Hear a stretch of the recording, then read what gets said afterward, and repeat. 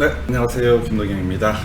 이번 시간은 정책론 두 번째 주제, 주택정책, 조세정책 등에 대해서 살펴보도록 하겠습니다. 그래서 일단은 우리가 부동산 정책론의 등장 배경이라고 하는 거, 불안전 경제시장이라고 해서 시장 실패 문제가 있었죠. 그래서 이 시장 실패의 구체적 내용으로서는 정부의 비대칭성 얘기라든가 바로 공공조의 부족 문제 등이 쟁점이 될 수가 있을 것이고요.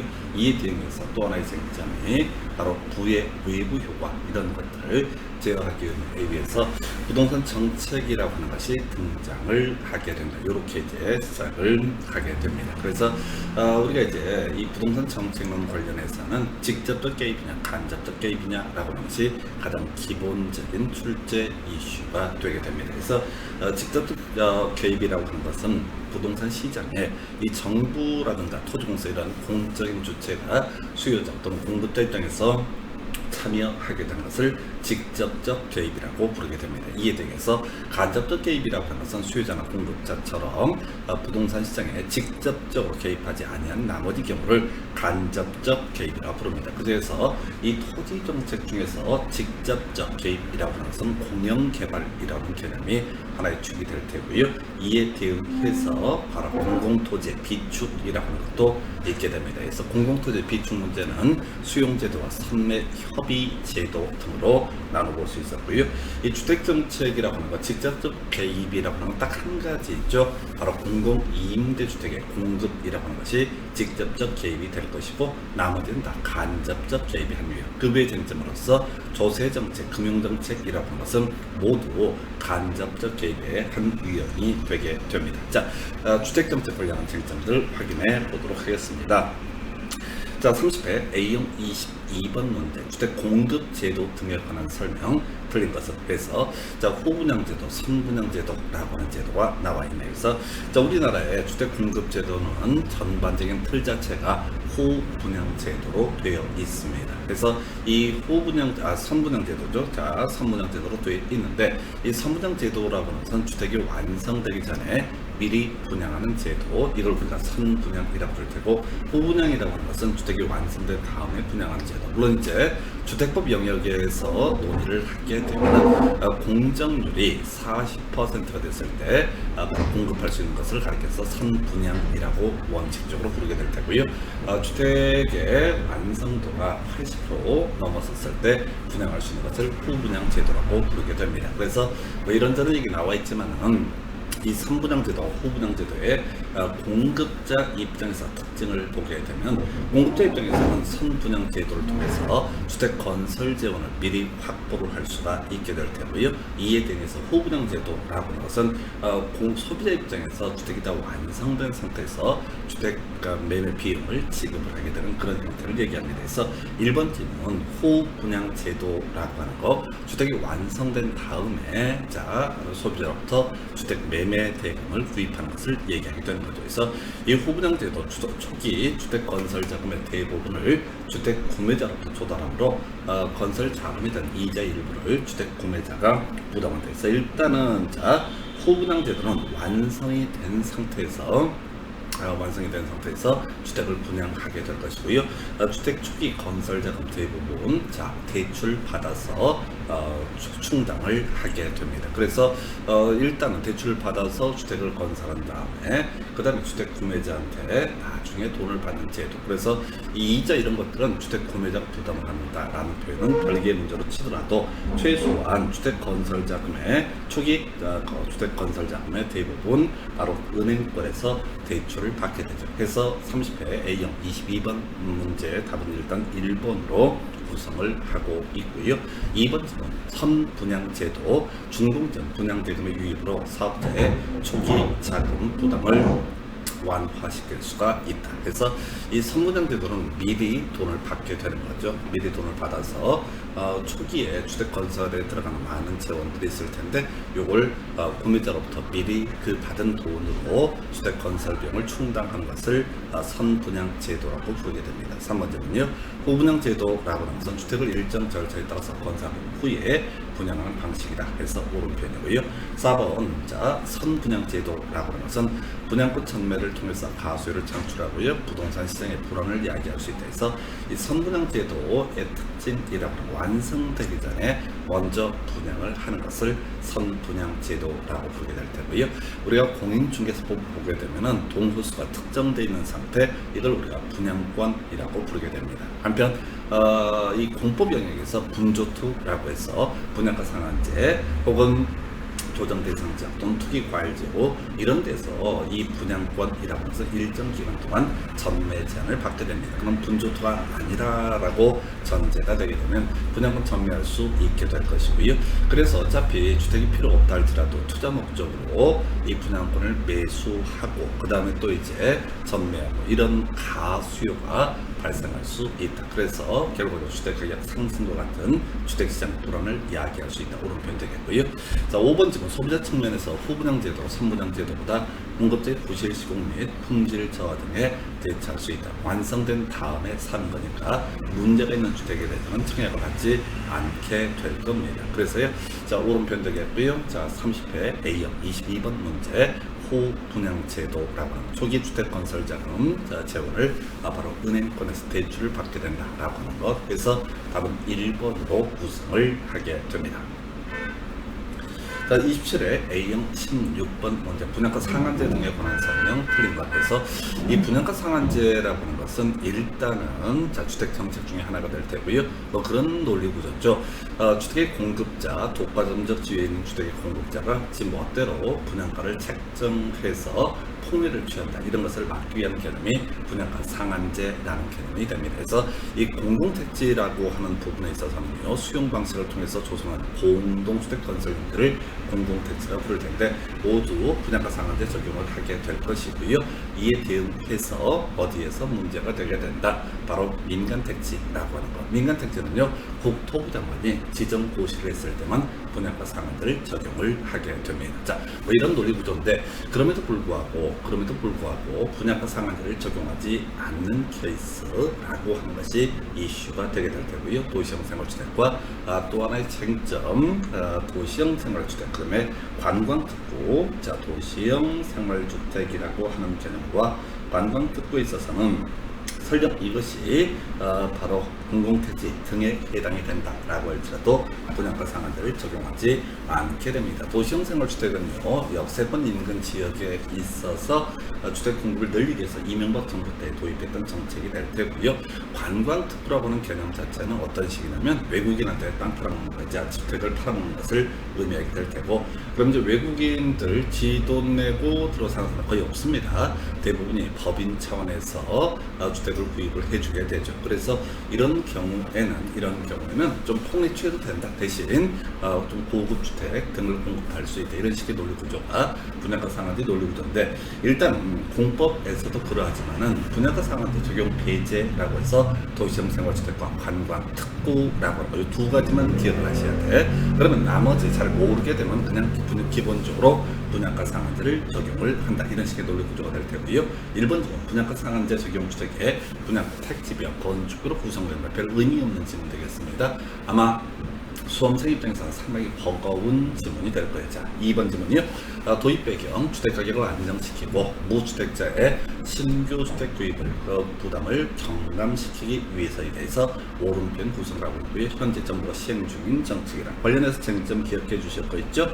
자, 우리나라에서 현재 시행되고 있지 않는 정책, 바로 택지 수요 상한제라고 하는 거, 그다음에 토초세라고 하는 토지 초과 이득 세제, 또 하나가 개발권 양도제라고 하는 것은 우리나라에서 현재 시행되고 있지 않다, 이렇게 얘기합니다. 네 번째, 신규 분양주택의 공급 위축 현상 혹은 질이 하락하는 문제점이 나타날 수 있다 해서 이 분양가 자체를 일정하게 제약을 하기 때문에 공급자 입장에서는 돈이 되지 않기 때문에 공급을 줄일 수가 있을 것이고요. 또는 자, 아무래도 싸구려 자재 등을 쓸 가능성이 있다. 그래서 신규 분양주택의 질이 하락하는 문제가 발생할 수 있겠고요.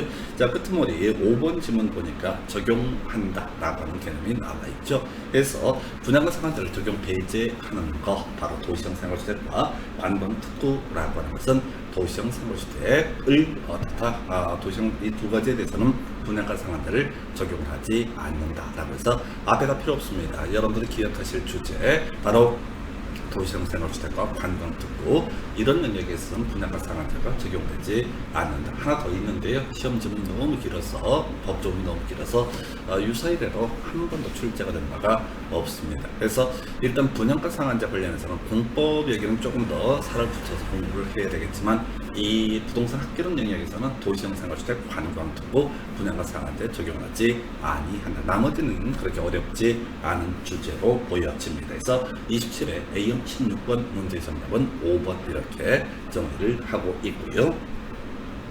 그 다음에 30회 A형 20번 문제 분양가 규제 등에 관한 설명 틀린 문자 27회 때 분양가 상한제 관련해서 도시형 생활주택 관광특구라고 하는 것은 분양가 상한제를 적용하지 않는다. 이렇게 논의가 됐었고요. 달리 얘기하면 도시형 생활주택과 관광특구가 아닌 바에야 모두 다 분양가 상한제를 적용을 하게 된다. 이런 논리 구조가 되겠습니다. 1번 질문 거의 똑같은 질문 뽑아내고 분양가 상한제 적용 주택의 분양가라고 하는 것은 택지비 땅값하고요.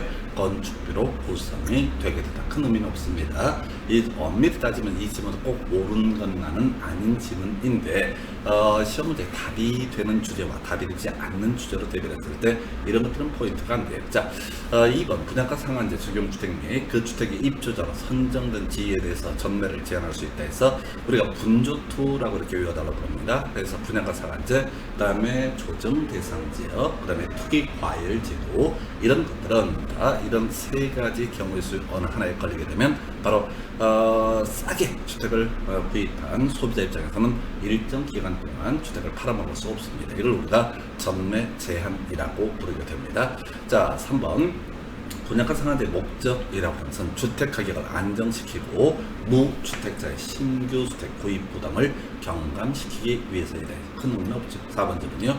자, 끄트머리 주택법령상 주택건설 사업을 추진하는 공공사업에 의해서 개발 조성되는 공동주택이 건설되는 용도에는 주택의 분양가를 제한할 수 없다 해서 자, 우리가 분양가 제한할 수 없는 케이스는 두 가지였었죠. 자, 그게 바로 도시형 생활주택과 관광특구라는 개념이 되게 됩니다. 그래서 자, 주택 건설 사업을 추진하는 공공사업에서 개발 조성되는 공동주택 건설 용도, 이걸 줄여서 공공택지라는 용어를 쓰게 됩니다. 공공택지는 의미상 수용 방식을 통해서 택지를 조성을 한 사례이기 때문에 이거요. 자, 여기에서 공급되는 주택이라고 하는 것은 분양가 상한제를 적용합니다. 이유는 이런 논리 구조야. 우리가 수용 방식을 통해서 주택 건설 용지를 조성을 했다라는 얘기는 협의해서 매수하는 것보다 훨씬 싸게 주택 건설 용지를 조성을 하게 됩니다. 자, 그럼 이제 이 주택 건설 용지를 조성한 대지 조성 사업자 입장에서는 요거요 마음대로 택지 가격을 올릴 수가 없습니다. 즉 아파트 건설업체, 즉 사업주체라고 하는 사람에게 좀 싸게 분양을 해야 됩니다. 그래서 우리가 2차가 자, 부동산 공법 중에서 도시개발법이라고 하는 것을 보게 되면은 뭐 그런 얘기를 해요.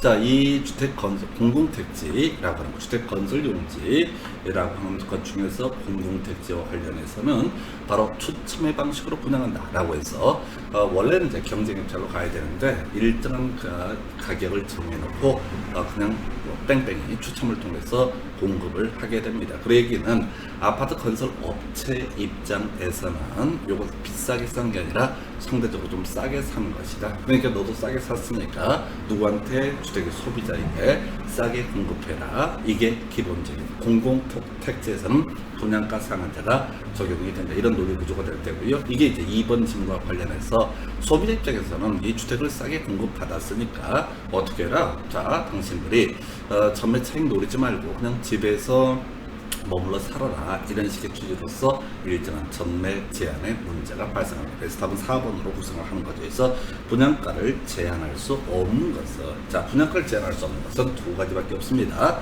도시형 생활주택과 관광특구, 다른 표현이 들어가면 무조건 어떻다? 분양가 상한제를 적용을 한다. 이런 식의 논리 구조. 5번 질문이요. 분양가 규제라고 하는 것은 신규 분양주택의 분양가를 정부가 통제하는 것을 의미한다 라고 해서 30회 A형 20번 문제 정답은 4번. 그래서 27회 문제하고 30회 문제 분양가 상한제 관련한 쟁점이 나오는데 결국은 따로 뭐 이제 배경이라든가 이런 것들은 큰 의미가 없는 것이고요.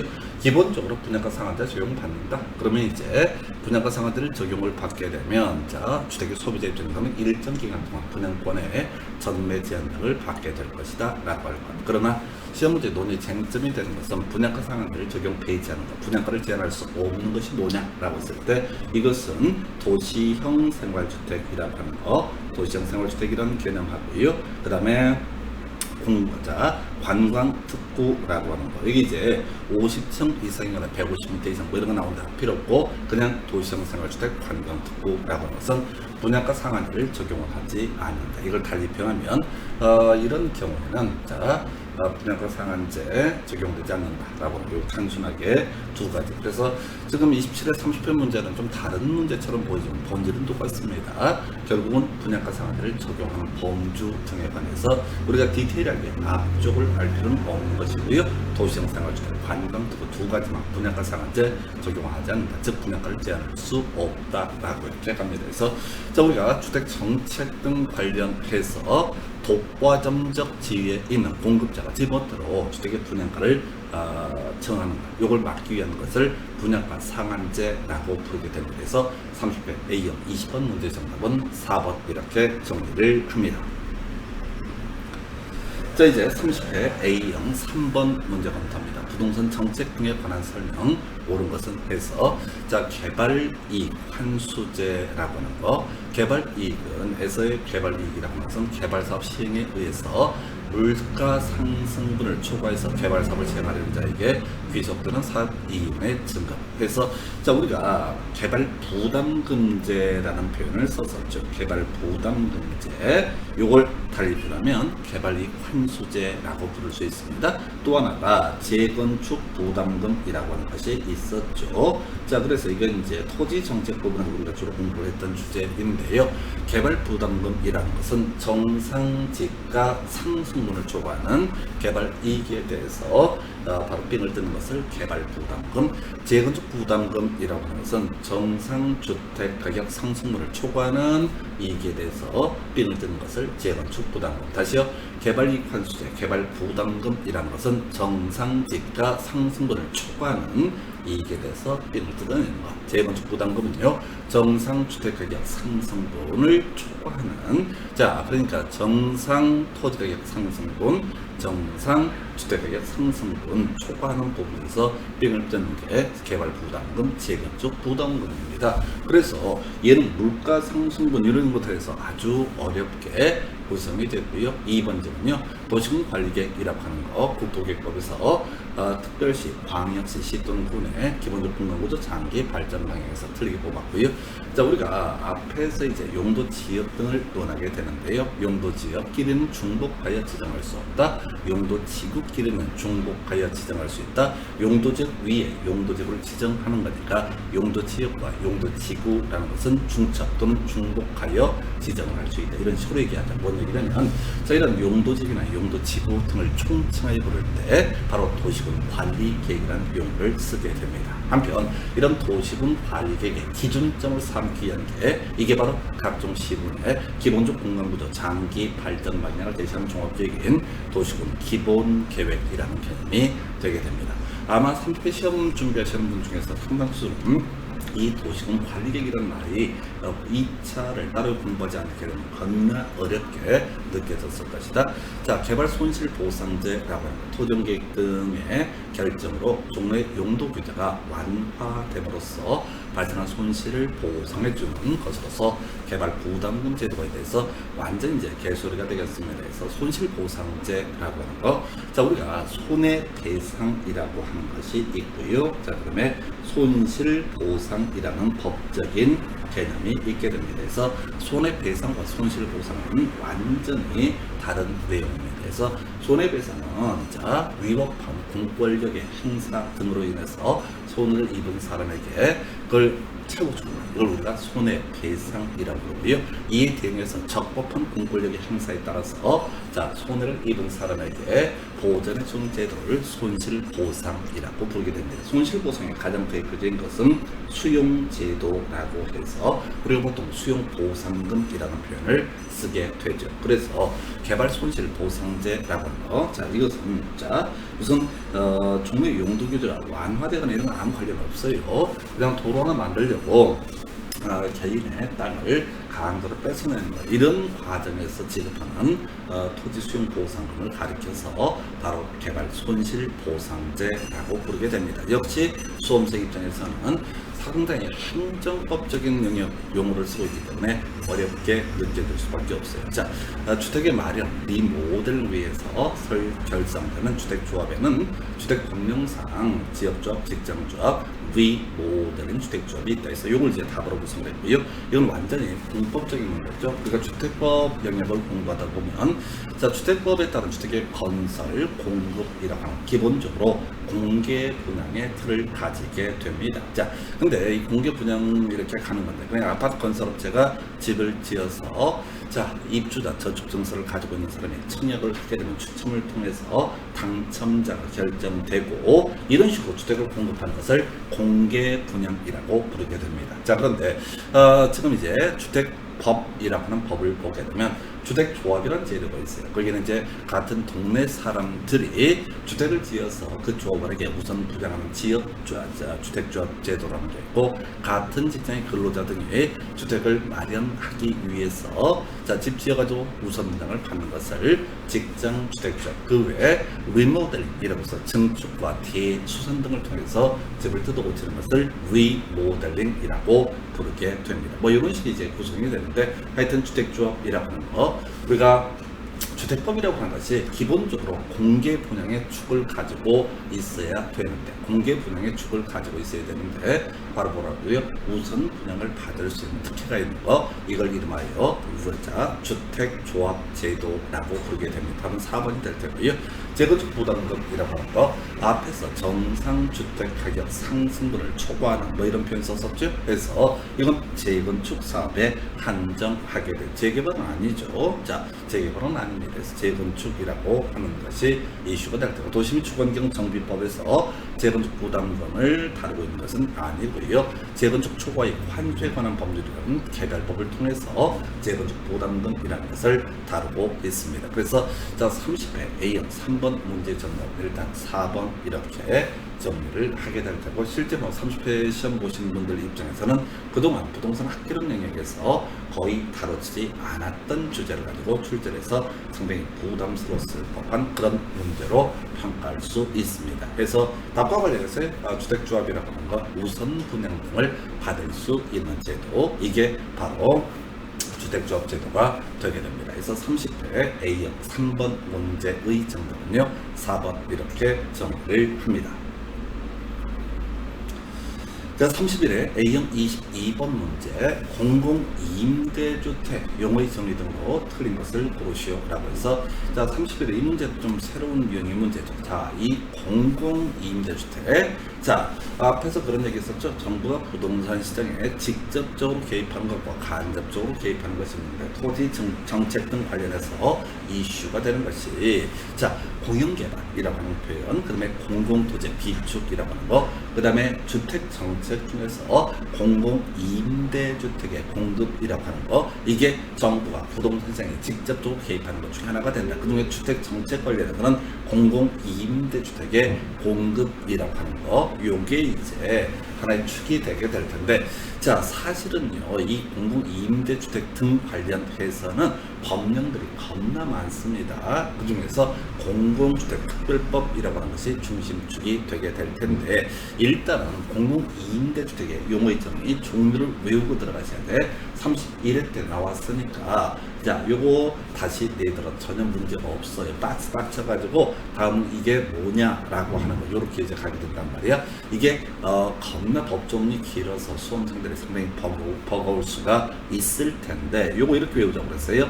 영국 행통장이라고 하는 거 영국 행통장 이렇게 외우도록 합니다. 그래서 영구 임대주택이라고 하는 거 국민임대주택이라고 하는 거, 행복주택, 통합임대주택, 장기 전세주택에서 영국행통장이라고 하는 것을 외우고 들어가 주셔야 됩니다. 그래서 영국행통장이라고 해서 영국행통장. 그래서 영구임대주택이라고 하는 것은 뭐예요? 바로 최저소득계층이라고, 가장 형편이 어려운 분들, 존속기간 임대기간은요 기본적으로 50년 이렇게 가게 됩니다. 이에 대해서 국민임대주택이라고 하는 거, 자, 저소득 이렇게 가게 됩니다. 그래서 국민임대주택은 저소득층을 대상으로 하게 된다라고 이렇게 알겠고요. 행복주택이라고 하는 거, 자, 대학생 같은 젊은 층을 대상으로 하는 것이 행복주택이 되게 됩니다. 통합임대주택이라고 하는 것은요, 앞에서 영국행에서 다뤄져 왔던 내용들을 다, 그러니까 저소득층이라든가 대학생과 같은 젊은 층이라든가 신혼부부 등등등 모두에게 해당되는 것이 통합임대주택. 그래서 여기서 영구임대주택은 50년 되겠고요. 국민임대주택, 행복주택, 통합임대주택은 30년 이렇게 가게 됩니다. 기본 논리구조가 다 월세라는 개념이 되게 될 테고요. 그 다음에 장기 전세주택, 이건 이제 전세라는 개념이 되는 거죠. 그래서 장기 전세주택은 20년 이렇게 갑니다. 그래서 영국행통장 중에서 영구임대주택이라고 하는 것은 50년, 국민임대주택, 행복주택, 통합임대주택은 30년, 장기 전세주택은 20년, 영국행통까지가 월세고요. 장기 전세주택은 전세 같은 개념으로 해석을 하게 됩니다. 그래서 답은 일단 1번으로 구성을 하고 있고요. 2번쯤은 영구임대주택 최저소득, 그 다음에 장기 전세주택이라는 거, 전세계약 방식으로 이 공터는 공공임대주택이라고 하는 것을 말한다라고 하는 것이 되겠고요. 그 다음에 4번 분양전환 공공임대주택이라고 하는 거, 여기 이제 들어갈 수 있는 게 분양전환인데, 자, 영구임대주택, 국민임대주택, 행복주택 같은 건 월세고요. 그 다음에 지금 통합임대주택도 월세구나. 그 다음에 장기 전세주택이 전세가 될 텐데, 여기에 이제 분양전환 임대공공주택이라고 하는 것은 5년인데요. 일정 기간 임대 후 분양 전환을 목적으로 공급하는 공공임대주택을 말한다라고 해서, 이건 뭐 분양을 목적으로 임대주택, 그러니까 나머지는 월세인데 분양 전환 공공임대주택은 분양까지 하게 됩니다.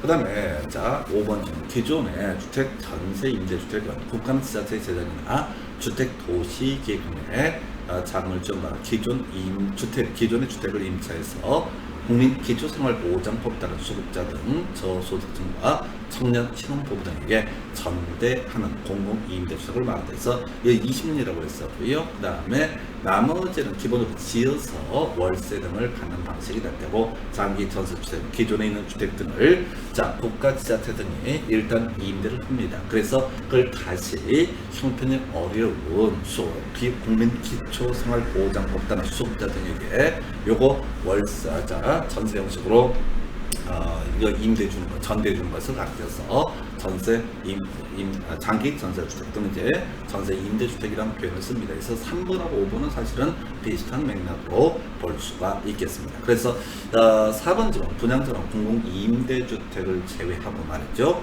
바로 영국행통장이라고 하는 거, 영국행통장이라고 하는 축을 외워주셔도. 그리고 이 문제가 31회 때 이렇게 지문 형태로 구성이 됐습니다. 보나마나 이 문제를 응용해서 출제가 이루어진다면 박스 딱 쳐놓고요. 다음에서 설명하는 공공임대주택의 정의 무엇이냐라고 하는 것을 물어볼 수 있겠죠. 그래서 영구임대주택 최저소득, 국민임대주택 저소득, 행복주택 젊은층 등일 테고, 통합임대주택은 저소득부터 해자 젊은층까지 모두 포함하고, 장기 전세주택이라고 하는 거 20년 이런 식으로 가게 됩니다. 그래서 31회 A형 22번 문제 정답은 1번 이렇게 정리를 하게 됩니다. 27회 A형 17번 문제, 정부가 시행 중인 부동산 정책 등에 관한 설명으로 옳은 것은 해서 1번 부동산 가격 공시 제도에 따라서 시군 구청장은 공동주택 가격을 공시하기 위해서 공동주택의 가격을 산정한다. 국토부 장관의 의견을 들어야 된다. 그래서 일단은 논리 구조가 틀렸죠. 그래서 이 부동산 가격 공시라고 하는 것은 어디에서 또 문제가 되는 거냐라고 했을 때 감정평가론 영역에서 이슈가 되게 될 텐데요. 자, 우리가 현실의 부동산 시장이라고 하는 거 뭐야? 가격 정보. 자, 불투명하죠. 그래서 정부에서는 실거래가 신고제라든가 부동산 가격 공시 제도 등을 통해서 이 불안전 경쟁 시장이라고 하는 현실의 부동산 시장에 대해서 각종 부동산 관련 가격 정보를 제공을 하게 됩니다. 자, 그래서 책에 담아야 되죠. 토지 가격이라고 하는 거, 그다음에 단독주택, 그다음에 공동주택, 이렇게 크게 세 개로 뼈를 잡고요. 먼저 토지 가격 관련해서 표준지 공시지가라고 하는 것이 있게 될 테고, 누굽니까? 국토교통부 장관이죠. 이 표준지 공시지가를 대응해서 시군구청장이 자신의 시군구에 있는 표준지 공시지가를 기준으로 해서 나머지 토지에서 가격을 매긴 것을 가리켜서 개별 공시지가라고 이렇게 부르게 됩니다. 한편 단독주택 관련해서요, 국토부 장관이 전국의 단독주택 중에서 샘플 뽑아서 가격을 매겨 놓는 것을 가리켜서 표준주택 가격이라는 용어를 쓰게 될 테고요. 이 표준주택 가격에 대해서 나머지 단독주택에 대해서 가격을 모두 매기게 되면 이걸 뭐라고 한다? 개별주택 가격이라고 부르게 됩니다. 한편 공동주택 가격이라는 것은 공동주택 가격이라는 표현 그대로 쓰게 되고요. 예, 따로 시군구청장이 가격을 매기지 않습니다. 그래서 이걸 공백할 때 개별 들어가 있으면 시군구청장이, 그러나 일반 제목처럼 공동주택 가격이라는 표현이 나오게 되면 개별 없잖아요. 그러니까 이건 국토부 장관이 결정 공시를 한다. 시군구청장이 결정 공시할 사안이 아니다 라고 이렇게 하는 것이고요. 2번 질문이요. 토지 판매, 부동산 거래 신고 등에 관한 법률에 따라서 시군구청장이 토지 거래가를 받아 취득한 토지를 이용 목적도로 이용하고 있지 아니한 토지에 대해서 선매자에게 강도로 수용케 하는 제도에서 우리가 정부가 부동산 시장에 직접적으로 개입하는 방법 중에 하나가 바로 공공토지 비축 혹은 지금 이제 토지은행제도라는 개념이 있죠. 그래서 법에서는 공공토지 비축이라는 표현을 쓰고요, 토지은행제도라고 하는 것은 학계론에서 학자들이 쓰는 말인데, 과거에 쓰다가 요 근래 거의 안 쓰다가 최근에 한번 토지은행이라는 표현이 들어가게 됩니다. 자, 토지은행 관련해서는요, 지금 이제 수용제도 하나가 있을 테고, 자, 토지 소유자 인세에 반해서 강제로 땅을 뺏는 제도를 수용제도라고 부르게 됩니다. 자, 이에 대응해서 선매협의라고 하는 것은 허가구에 관해서요, 자, 매도인 매수인 두 사람이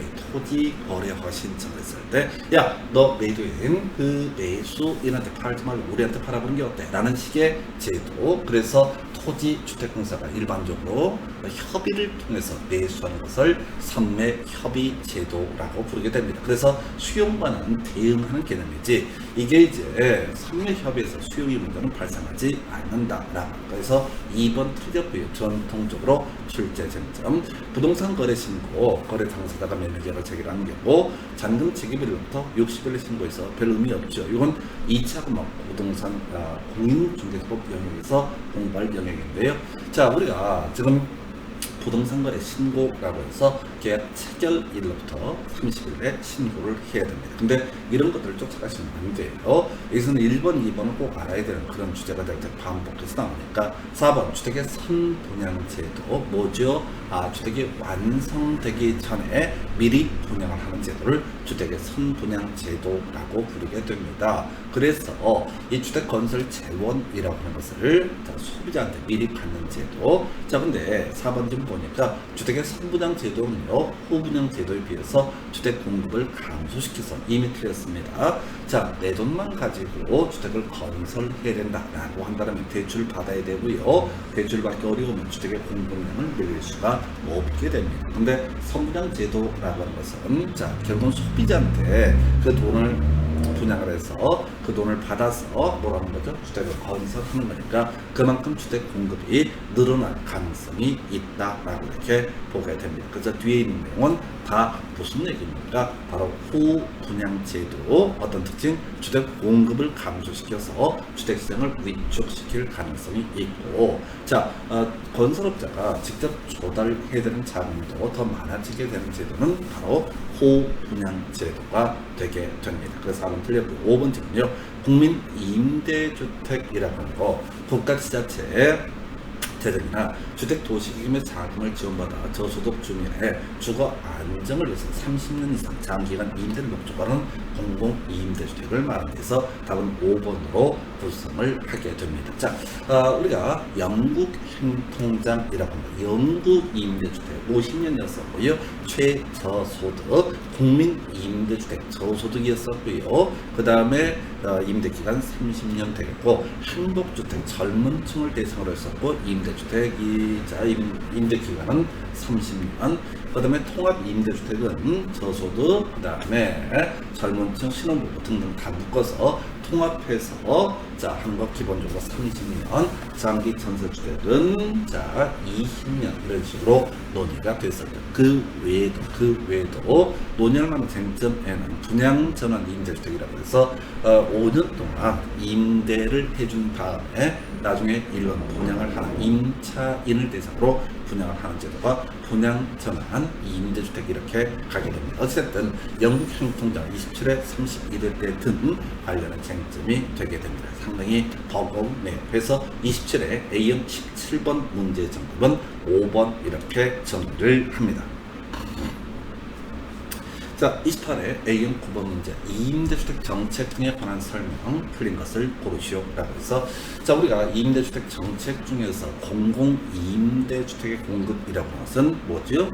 정부가 부동산 시장에 직접적으로 개입하는 방안이 되게 됩니다. 이에 대응해서 나머지 임대료 보조 정책이라든가 임대료 상한제 이런 것들은 정부가 부동산 시장에 간접적으로 접근하는 그런 방법이 되게 됩니다. 그래서 임대료 보조 정책의 저소득층의 실질 소득 향상에 기여할 수 있다. 오른편 구성을 하고 있죠. 그래서 누가 다른 사람 주택 등을 임대를 한다, 임차인이 된다라고 했을 때 국가지자체가 일정한 보조금을 지급하는 것을 임대료 보조 정책이라고 부르게 됩니다. 사실 출대 이슈가 되는 것은 2번, 3번, 4번, 5번 관련된 임대료 규제라는 개념이 되게 됩니다. 그래서 우리가 정부에서 자, 부동산 시장에 대해서 일정하게 임대료 규제하는 것이 있을 수가 있습니다. 그래서 썩 어울리는 건 아닌데 현행 법에서 주택임대차 보호법이나 상가건물 임대차 보호법 등을 통해서 일정하게 임대료 상승률을 규제하는 것도 일정한 부분에서는 임대료 규제 정책 하나로 볼 수가 있는데, 거기까지는 여기서 논의한 게 아니고 그냥 단순 무식하게 정부나 국가나 지자체에서 야, 임대료 얼마까지는 받아 라고 이렇게 정해주는 제도, 이걸 임대료 규제 정책이라고 부르게 됩니다. 그래서 정부가 정한 임대료를 가리켜서 규제 임대료라는 용어를 쓰게 될 테고요. 이에 대응해서 정부가 시장에 개입하기 전부터 형성된 임대료를 가리켜서 시장 임대료라는 용어를 쓰게 됩니다. 그래서 만약에 이 규제 임대료의 상한이라고 하는 것이, 자, 규제 임대료의 상한이 시장 임대료의 상한보다 만약에 더 높다, 더 크다라고 이렇게 하면 어때요? 지금 시장에서 50만 원의 월세 거래가 되고 있는데, 야, 60만 원 이하만 받아라는 식으로 규제 임대료가 시장 임대료보다 높게 설정이 되면 이것은 바로 임대주택 시장에 아무런 영향을 주지 않는다, 이렇게 해석을 하게 됩니다. 한편 이 규제 임대료라고 하는 것이 시장 임대료가 낮게 책정이 됐다, 즉 시장 임대료가 50인데 정부에서 갑자기 40 이하로 받아 이렇게 한다면 이때 발생하는 문제, 자, 공급과 그다음에 수요의 관점에서 해석을 해봐야 될 텐데요. 자, 공급자 입장에서는 자, 단기적으로는 비탄력적으로 반응합니다. 뭔 소리냐면 자 50씩 받다 갑자기 정부에서 날벼락처럼 40까지만 받아 라고 했을 때 방법이 없죠. 단기적으로는 비탄력적으로 반응을 하게 되는데 자 출제 이슈가 되는 것은 장기적인 관점에서 해석을 하게 됩니다. 장기적으로는요 공급이 감소하게 될 거다. 기존에 임대주택을 다른 용도로 용도 변경을 하는 건 공급이 감소되게 될 것이다. 그래서 결과적으로 자 전체 시장 수요는 따져 물을 필요가 없어요. 바로 임대주택 시장이라고 하는 것은 특징이 뭐라고요? 질이 떨어지고요. 임대주택이 공급량이 딸리기 때문에 이사 등 주거 이전이 어려워지는 문제가 있게 됩니다. 그래서 자 2번 좀 가볼까요? 임대료 상한을 균형가 이하로 규제하면 임대주택의 공급 과잉 현상을 초래한다 해서 겁나 쉽죠. 아니 지금 50 받고 있는데 42원 받아라. 그러니까 나도 많이 공급할 이런 일은 있을 수가 없는 것이죠. 임대료 보조 정책이라고 하는 것은 장기적으로 임대주택의 공급을 증가시킬 수 있다. 일본과 관련한 개념이죠. 자 지금요. 자 지금 시장 임대료가 50인 상태에서 임차인에게 국가 지자체에서 10만 원씩 보조를 해주겠다. 너 집에서 살지 말고 집 나와서 임차인 되면 10만 원 보조해 주겠다라고 이렇게 했다고 하십시다. 그러면 시장은 어떻게 반응하면 자 수요가 증가하는 모습을 보이겠죠. 어머나 어디 대판 싸워가지고 지금 집을 나갈까 말까 고민하고 있는데 인터넷 검색하다 보니까 집만 나오면 정부에서 10만 원 보조해 주는데 그 다음에 월세를 보니까 50이야. 근데 자기가 이래저래 해서 반제 뭐 아르바이트에서 버는 돈하고 등등을 하니까 한 7, 80대 그럼 집 나간다 라고 이렇게 마음을 먹을 수가 있죠. 그런데 문제는 정부가 보조를 안 해주게 되면 임대료가 너무 비싸서 애가 집을 못 나가. 그래서 정부가 임대료 보조해주면 수요가 증가합니다. 수요가 증가하면 가격은 상승하는 문제가 발생합니다. 50만 원 받던 사람들이 애들 집 많이 나오네 52만 원을 받게 된다는 것이죠. 52만 원을 받게 되면은 일단은 수요자 입장에서 생각하면 전에는 40을 내면 50을 내면 되는데 지금 10만 원 보조를 받으니까 42만 원 내면 되는 거예요. 그럼 이제 수요가 증가해서 52만 원씩 받아서 돈이 된다는 사실을 눈치를 챈 공급자 입장에서 친구한테 추천합니다. 야 너도 임대 사업해. 애들 집 나오는 게 겁나 많아. 그래서 이게 자 임대료 보조 정책이 실행이 되면 장기적으로 임대주택의 공급이 증가될 수 있다라고 해서 오른편 되겠고요. 자 4번쯤은요 정부의 규제 임대료와 균형 임대료. 자 시장 임대료 동일한 이름이 균형 임대료라는 개념이 됩니다. 그래서 규제 임대료가 균형 임대료보다 낮아야지 저소득층에게 어떤 도움이 될 수가 있다라고 해서 오른편 이렇게 구성을 하고 있고요. 임대 규제라고 하는 것은 주택의 임대인이 일정 수준 이상의 임대료를 임차인에게 부담시킬 수 없도록 하는 제도다라고 해서 오른편 이렇게 정했습니다. 그래서 28회 A형 9번 문제 정답은 2번이고요. 참고적으로 임대료 규제라고 하는 것은 과거에 겁나 많이 나왔던 단 하나도 거르지 않고 출제가 되는 주제 중에 하나가 임대료 규제. 다만 최근은 조금 출제 빈도가 떨어지고 있습니다. 어찌됐든 간에 우리가 정책론 중에서 무조건 눈 감고도 맞춰내야 되는 것이 임대료 규제에 관한 이슈가 되겠습니다. 그래서 28회 A형 9번 문제 정답은 2번 이렇게 정리를 합니다. 자, 31회 A형 21번 문제 주택 정책 등에 관한 설명 틀린 것을 고르시오라고 해서 자 금융지원 정책이라고 하는 건 정부가 주택시장의 간접 개입 방식에 속한다. 우리가 직접 개입을 줄줄 외우셔야 되죠. 직접 개입이라고 하는 거 공영개발, 공공임대주택의 공급 그리고 또 하나가 수용제도, 선매협의제도 같은 바로 공공토지 비축제도 이렇게 해석을 하죠. 그럼 나머지 어느 쪽이 됐든 간에 다 주택시장의 간접적 또 부동산 시장의 간접적 개입 방법에 속하게 된다. 뭐 조세정책 마찬가지입니다. 그래서 답은 1번은 옳게 구성했고요. 2번 주택정책이라고 하는 것은 주거 안정을 보장해준다라는 측면에서 복지 기능도 수행한다 해서 뭐 특별히 문제 안 되겠죠. 자, 형편이 어려운 사람들 살 집이 만만치 않았을 때 공동임대주택을 싸게 공급을 한다라든가 임대료 규제, 임대료 보조 등을 하게 되면 아무래도 저소득층의 복지 기능, 복지 향상에 도움이 되게 될 겁니다. 3번 소득 대비 주택가격 비율과 소득 대비 임대료 비율이라는 것은 주택시장에서 가구의 지불 능력을 측정하는 지표이다. 새로운 지문 출제가 됐었죠. 소득 대비 분모값이 뭐가 돼요? 소득이 되는 거죠. 자, 소득 대비 주택가격 비율 소득분의 주택 가격이라고 하는 거, 그 다음에 소득분의 임대료라고 하는 거. 자, 이게 이제 지금 보니까 PIR, RIR 뭐 이런 식으로 표현을 하는데 모르겠어요. 이런 것들 자체가 포인트가 안 돼요. 여러분들이 31회 시험을 보셨다면 3번 지문 같은 게 겁나 벙뜨는 지문이 되게 됩니다. 자, 하여튼 시험장 가셔서는요, 이 낯선 주제들에 대해서 가능한 배제와 아는 것을 가지고 풀어가는 지혜가 필요합니다. 공공임대주택의 공급정책은 입주자가 주거지를 자유롭게 선택할 수 있는 것이 장점이다 라고 해서 이걸 틀리게 구성을 했었고요. 주거복지정책상 주거급여제도 소비자 보호조 방식의 일종이라 해서 이 주거급여라고 하는 것은 개념 자체가 그렇습니다.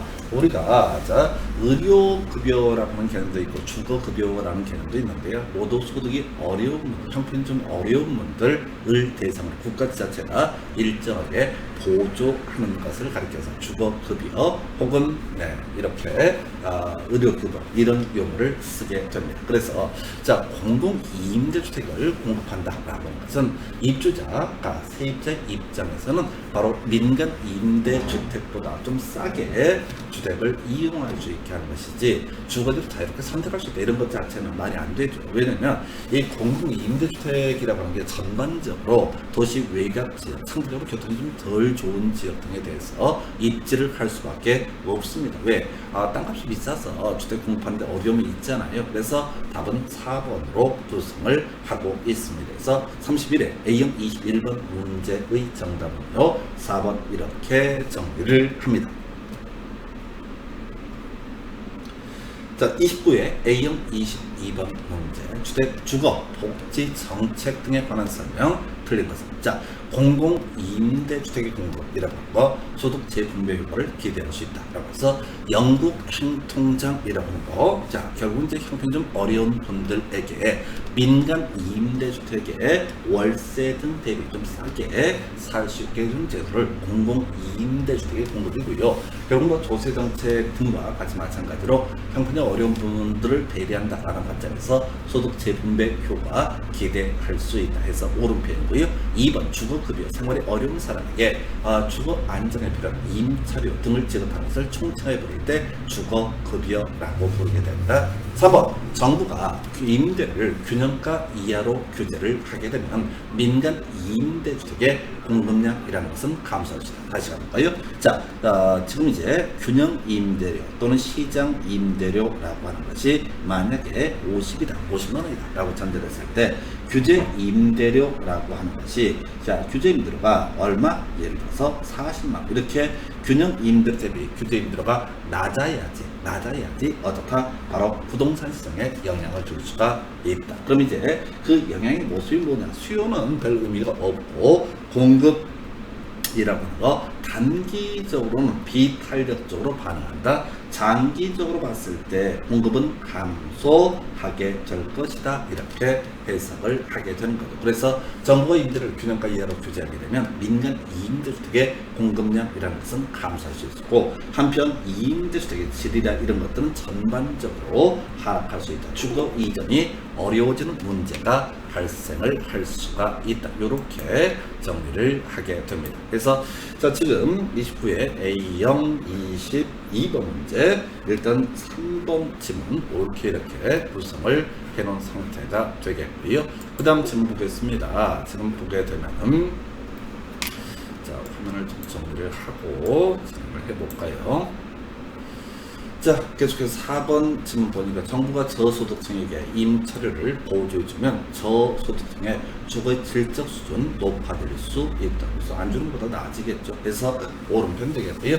5번 공공이임대주택은 토지주택공사가 공급하는 주택을 말한다라고 해서 자, 이 공공이임대주택이라고 하는 것은 앞에서 계속 이제 27회, 29회, 30회인가 이렇게 계속 이슈가 되고 있잖아요. 이 표현이 되게 어려워. 뭐가 딱 틀렸다라고 이런 식으로 얘기가 곤란해. 왜? 여러 가지 내용을 자, 벌버무려서 애매하게 처리했거든. 자, 다시 갑시다. 공공이임대주택이라고 하는 거 영국 행통장이라고 이렇게 정의를 하게 되죠. 그래서 영국이임대주택, 국민이임대주택, 행복주택, 그다음에 통합이임대주택, 장기전세주택 등으로 구분했었고요.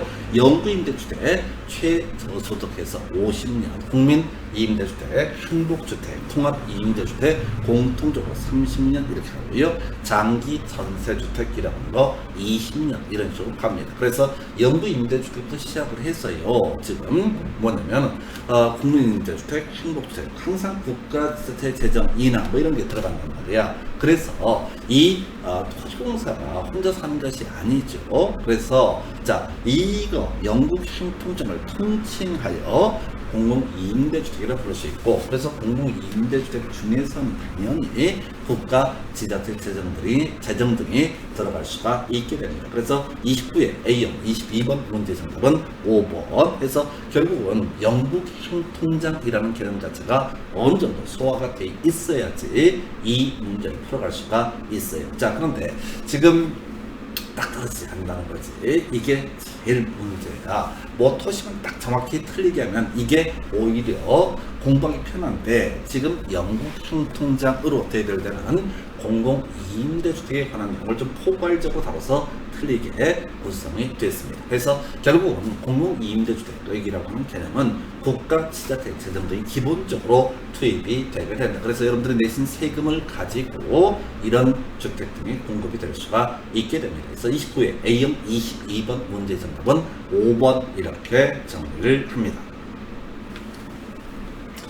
자, 계속해서 주택정책 29번 문제 25회 A형 14번 문제 검토합니다. 그래서 임대주택 제도 및 정책 등에 관한 설명이 틀린 것은 여기 되어 있네요. 그래서 1번 정부가 임대주택 공급을 증가시켰을 때 임차수의 탄력성이 클수록 임대료의 하락 효과가 작아질 수 있다라고 되어 있네요. 뭔 소리를 하는지 감이 오지 않습니다. 그래서 자, 정부가요 임대주택, 민간 임대주택보다 좀 싸다는 거죠. 공공임대주택이라는 거. 자, 그러면 이제 이 임대주택 공급을 증가시키게 되면은 어떤 문제가 발생할 수 있을 것이다. 기존에 민간 임대주택에 있는 사람들이 공공임대주택으로 옮겨오는 그런 모습을 보이게 될 겁니다. 만약에 탄력성이 크다라고 한다면 많이 옮겨오게 될 겁니다. 자, 그래서 이때 임대료 하락 효과가 작아질 수 있다라고 해서 이게 무슨 말인지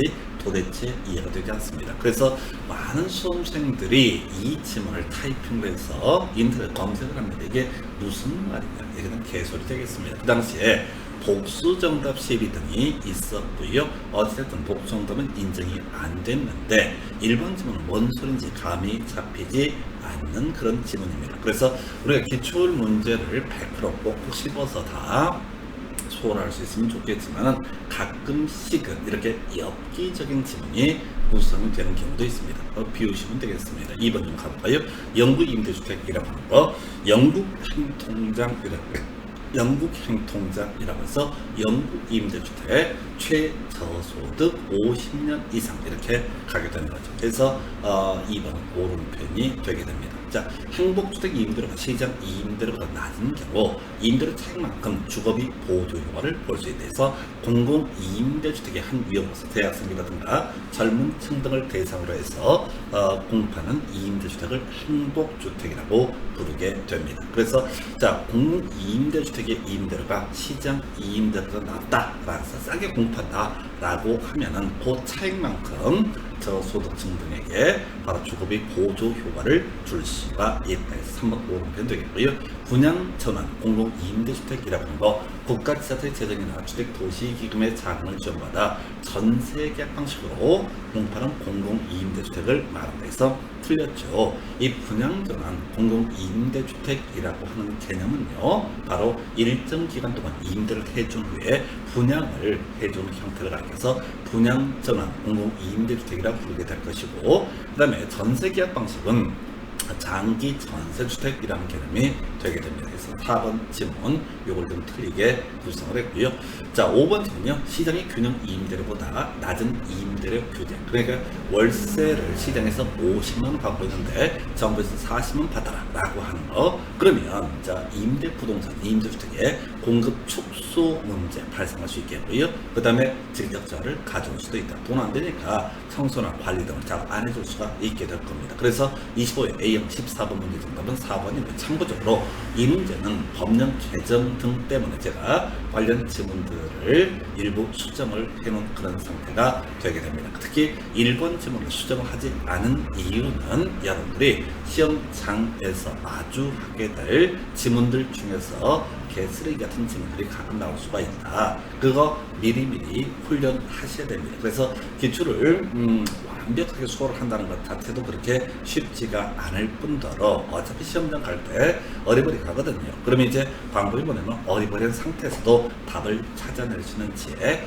영국 행통장이라고 하는 거예요. 영국 행통장. 그래서 공공임대주택이 좀 정확하게 기억하고 가주실 거예요. 그래서 25회 A형 14번 문제 정답은 4번 이렇게 정리를 합니다.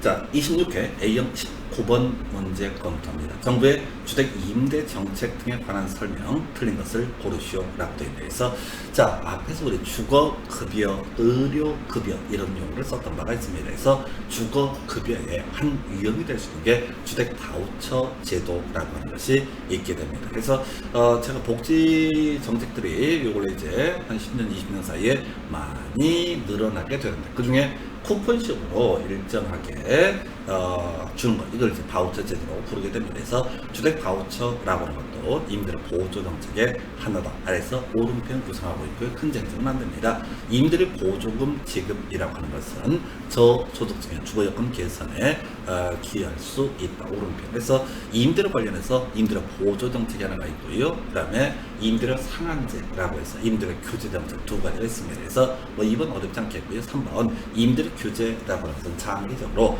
민간 임대주택 공급을 위축시킬 가능성이 있다. 다시 가볼까요? 시장 임대료, 균형 임대료가 40만 원 이렇게 되어 있습니다. 근데 정부에서 이거 규제 임대료라고 해서 30만 원 이하만 받아라 라고 이렇게 규제를 한다고 한번 전제를 해 보겠습니다. 그럼 이제 수요는 별로 중요한 게 아니고 공급만 쟁점이 된다. 단기적으로는 어떻다? 비탄력적으로 반응을 하게 된다. 그래서 갑자기 임대사업을 하고 있는데 정부에서 무슨 쿠데타 일으켰듯이 자, 이제 40만 원 받던 임대인들한테 30만 원까지는 받아 라고 이렇게 규제를 한다고 해서 그 다음날 임차를 쫓아낼 수 없는 얘기예요. 이걸 우리가 단기적으로 비탄력적으로 반응을 한다 이렇게 봐야 되고요. 장기적으로 자, 결과적으로 항상 지불했던 건 장기만 뜨는데 공급이 감소, 공급이 축소되는 그런 모습을 보여주게 될 것이다 라고 하는 거. 한편 공급 말고요, 임대주택의 질이라고 하는 것은 하락하게 될 것이고요. 그리고 또 하나가 주거 이전이 어려워질 수 있다 라고, 주거 이전이 어려워질 수 있다 라고 하는 거. 왜? 그만큼 임대주택 공급이 전반적으로 부족했기 때문에 딴 데로 이사를 가고 싶어도 갈 수가 없는 상태가 되게 됩니다. 그래서 3번 질문 옳고요. 4번이 틀렸나요? 임대 규제라고 하는 거. 임대 부동산을 질적으로 향상시키고 아니죠. 기존 세입자의 주거 이동을 촉진시킨다. 이것도 아니죠. 그래서 답은 4번을 구성합니다. 5번 질문은 행복주택 젊은층 자 신혼부부 등을 대상으로 해서 30년까지 했었죠. 그래서 이게 행복주택에서 지금 우리 임대주택 관련한 법령들이 많이 바뀌고 이러면서 지금 문제들 중에서 기출문제 일부들을 제가 수정을 해서 해놨습니다. 5번 질문도 과거에 있던 법이 새로운 법으로 제가 바꿔서 수정해놓은 그런 질문입니다. 그래서 26회 A형 19번 문제 정답은 4번 이렇게 정리를 합니다. 자, 24회 A형 15번 문제 검토입니다. 우리나라 부동산 정책 등에 관한 설명. 틀린 것은 토지 이용에 있어서 용도 지역, 용도 지구라고 하는 것은 사회적 후생 손실을 완화하기 위해서 지정을 한다라고 해서, 자, 만약에 용도 지역, 용도 지구라고 하는 것이 없다라고 전제를 해보겠습니다. 그러면 토지 소유자가 지 멋대로 건물을 건필 용적률, 용도 제한 없이 지 멋대로 지어 올리게 되면 서로 불편해지죠. 이걸 우리가 부의 외부 효과라고 부르게 됩니다. 그래서 이런 부의 외부 효과를 제거하기 위해서 도입한 제도가 용도 지역 지구제. 그래서 사회적으로 발생할 수 있는 손실, 사회적 후생 손실을 완화하기 위해서 지정한다. 옳은 변적이고요. 2번 주택시장에서 단기적으로 수요에 비해서 공급이 부족해서 시장 실패가 발생할 경우 이는 정부의 주택시장에 대한 개입의 근거가 된다 해서 키워드 시장 실패가 발생합니다. 자, 자원의 효율적 배분 할당이 이루어지고 있지 아니한 상태를 가리켜서 우리는 뭐라고 본다? 바로 시장 실패라는 용어를 쓰게 됩니다. 시장 실패라는 용어를 쓰게 될 테고요. 그러면 시장 실패라고 하는 것이 정부가 부동산 시장에 개입할 수 있는 근거 중에 발생할 경우 이는 정부의 주택시장에 대한 개입의 근거가 된다 해서 키워드 시장 실패가 발생합니다. 자, 자원의 효율적 배분 할당이 이루어지고 있지 아니한 상태를 가리켜서 우리는 뭐라고 본다? 바로 시장 실패라는 용어를 쓰게 됩니다. 시장 실패라는 용어를 쓰게 될 테고요. 그러면 시장 실패라고 하는 것이 정부가 부동산에 처분할 수 있다. 가장 완벽한 형태의 물건을 가리켜서 우리가 소유권이라고 부르게 됩니다. 자, 그런데 이 토지거래 허가제 민법 파트에서 주요 쟁점을 삼아냈던 바가 있었죠. 민법에서 주요 쟁점을 삼아냈던 바가 있었는데, 허가구역 안의 토지거래라고 하는 것은 매도인 매수인 양 당사자 의세 합치도 불구하고 이것은 뭐가 된다? 바로 유동자, 유동적 무효 이런 식으로 얘기했었죠. 그래서 토지거래 허가구역이라고 하는 것은 공인중개사법 영역에서 공부하게 되는데, 국토부장관 또는 시도의사가 최대 5년까지 토지의 투기적 거래가 성행하거나 지가가 급격히 상승하는지요, 또 투기적 거래가 성행할 우려가 있는지, 또 지가의 급격한 상승 우려적 등을 대상으로 지정이 될 수가 있습니다. 분양가 상한제 실수요자의 내집 마련 부담을 완화하기 위해서 도입된다. 특별히 문제 안 되겠고요.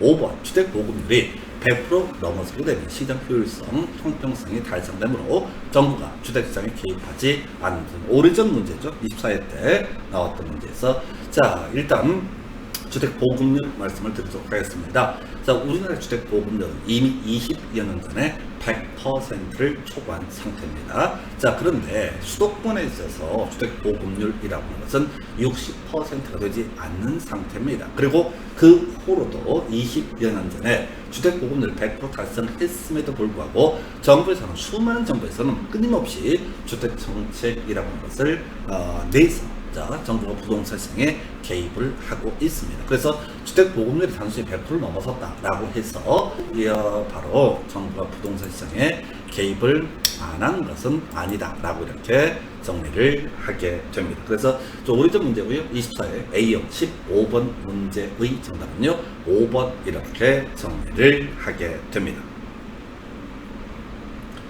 자, 24회 A형 16번 문제 검토합니다. 다음 설명 중 틀린 것을 고르시오 라고 해서, 개발권 양도제라고 하는 거, 개발 제한으로 인해 규제되는 보전 지역 내에 발생한 토지 소유자의 손실 등을 보전하기 위한 제도에 대해서 TDR이라고 미국 제도라고 설명을 드렸고, 우리나라에서 도입하지 아니한 제도가 개발권 양도제라는 개념이 됩니다. 그래서 이게 이제 내용마다 약간씩 달라지는데, 개발 가능한 지역하고요, 개발이 가능한 지역과 보전 지역 또는 규제 지역이라고 하는 것을 설정을 합니다. 그래서 토지를 개발 가능한 경우와 개발 못하게 하는 경우 두 개로 나누고요. 이렇게 보전 지역 또는 규제를 받고 있는 지역 내 토지 소유자에게 원래 개발을 못하는 대신에 정부에서 개발권이라는 권리를 만들어서 줍니다. 그러면 이 규제 지역 또는 보전 지역 내 토지 소유자라고 하는 사람은 개발 가능한 토지를 가지고 있는 사람에게 자신의 개발권을 팔 수가 있어요. 그러면 이걸 사서 이 사람은 더 높게 건물을 지어올 수도 있을 테고요. 또는 이 가지고 있는 개발권을 가지고 와서 개발 가능한 지역 내 땅을 사서 고밀도 개발을 도모하는 것. 이게 이제 개발권 양도제 한 내용에서 오른편 이렇게 구성을 하게 됩니다. 2번으로 다른 조건 일정할 때 정부가 임대를 한도를 시장 균형 임대료보다 높게 설정하게 되면, 자, 정부에서요 지금 자, 화면에 계속 문제가 있는데 죄송합니다.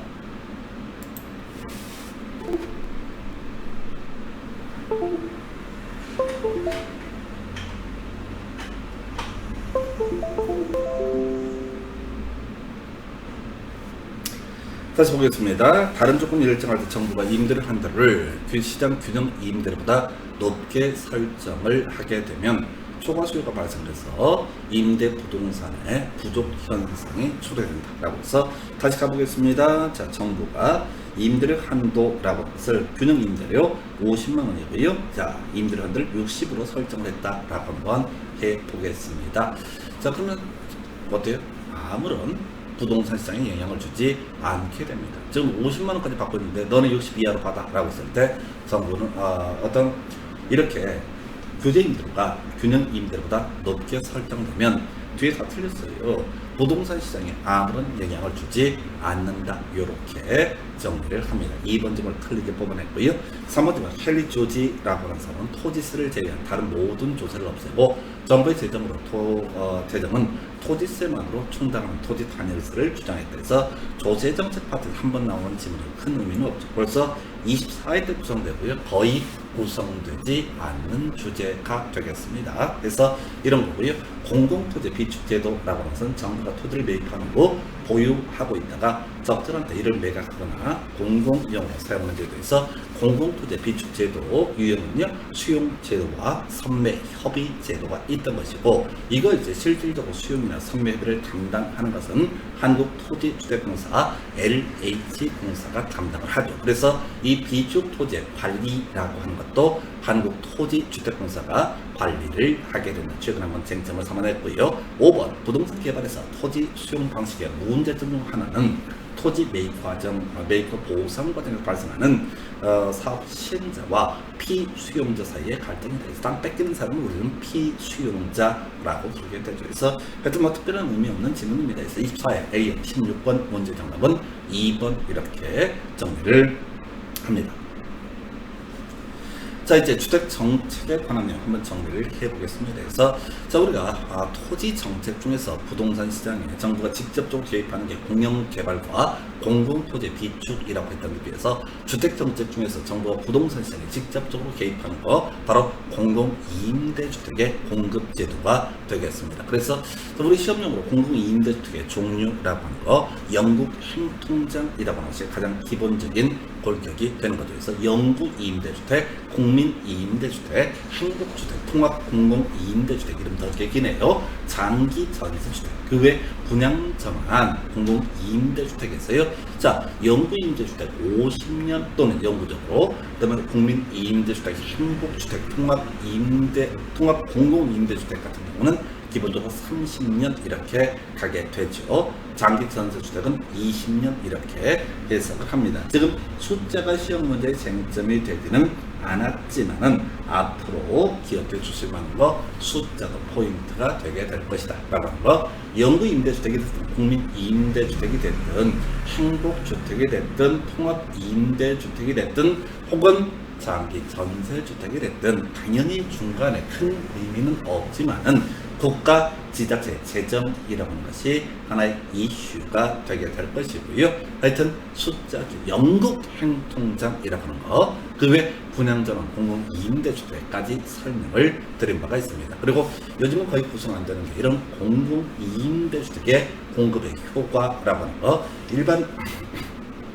민간 임대주택보다 임대료 싸게 공급하게 되는 게 공공임대주택의 의미가 되게 될 텐데, 자, 일단 단기적으로 보겠습니다. 자, 지금 싼 공공임대주택이 시장에 공급이 되기 시작합니다. 그러면 사적 시장에 임대주택 수요가 감소하게 됩니다. 즉 사적 시장에 남아있는 사람들이 공공임대주택으로 넘어가게 됩니다. 그러면 사적 시장에서 공공임대주택으로 넘어간 사람은 당연히 임대료가 하락하게 될 것이고요.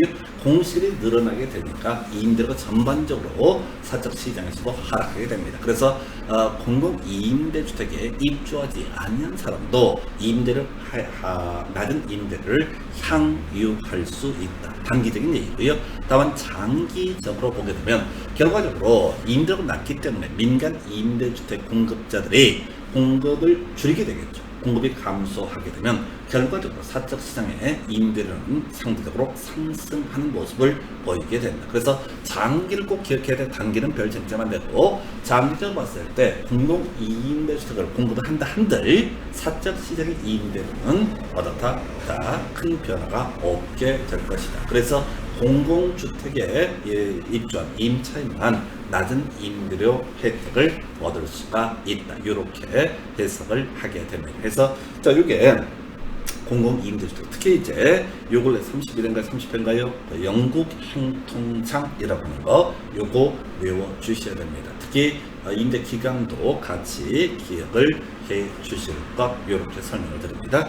자, 그리고 나서요 임대료 간접적 개입 방식으로서 선분양 후분양 제도 관련한 주제죠. 그래서 정부에서는요 과거에 박정희 정부 때 도입됐던 제도가 선분양 제도, 원래는 물건 만들어서 파는 거잖아요. 그런데 산업화 시절에 주택 공급량을 급속도로 늘릴 필요가 있는데, 일반적으로 집 지어서 분양하고 이렇게 하면은 그 노동자들의 산업 노동자들의 주택을 확보를 할 수 없습니다. 그래서 정부가 시장에 개입합니다. 어떻게?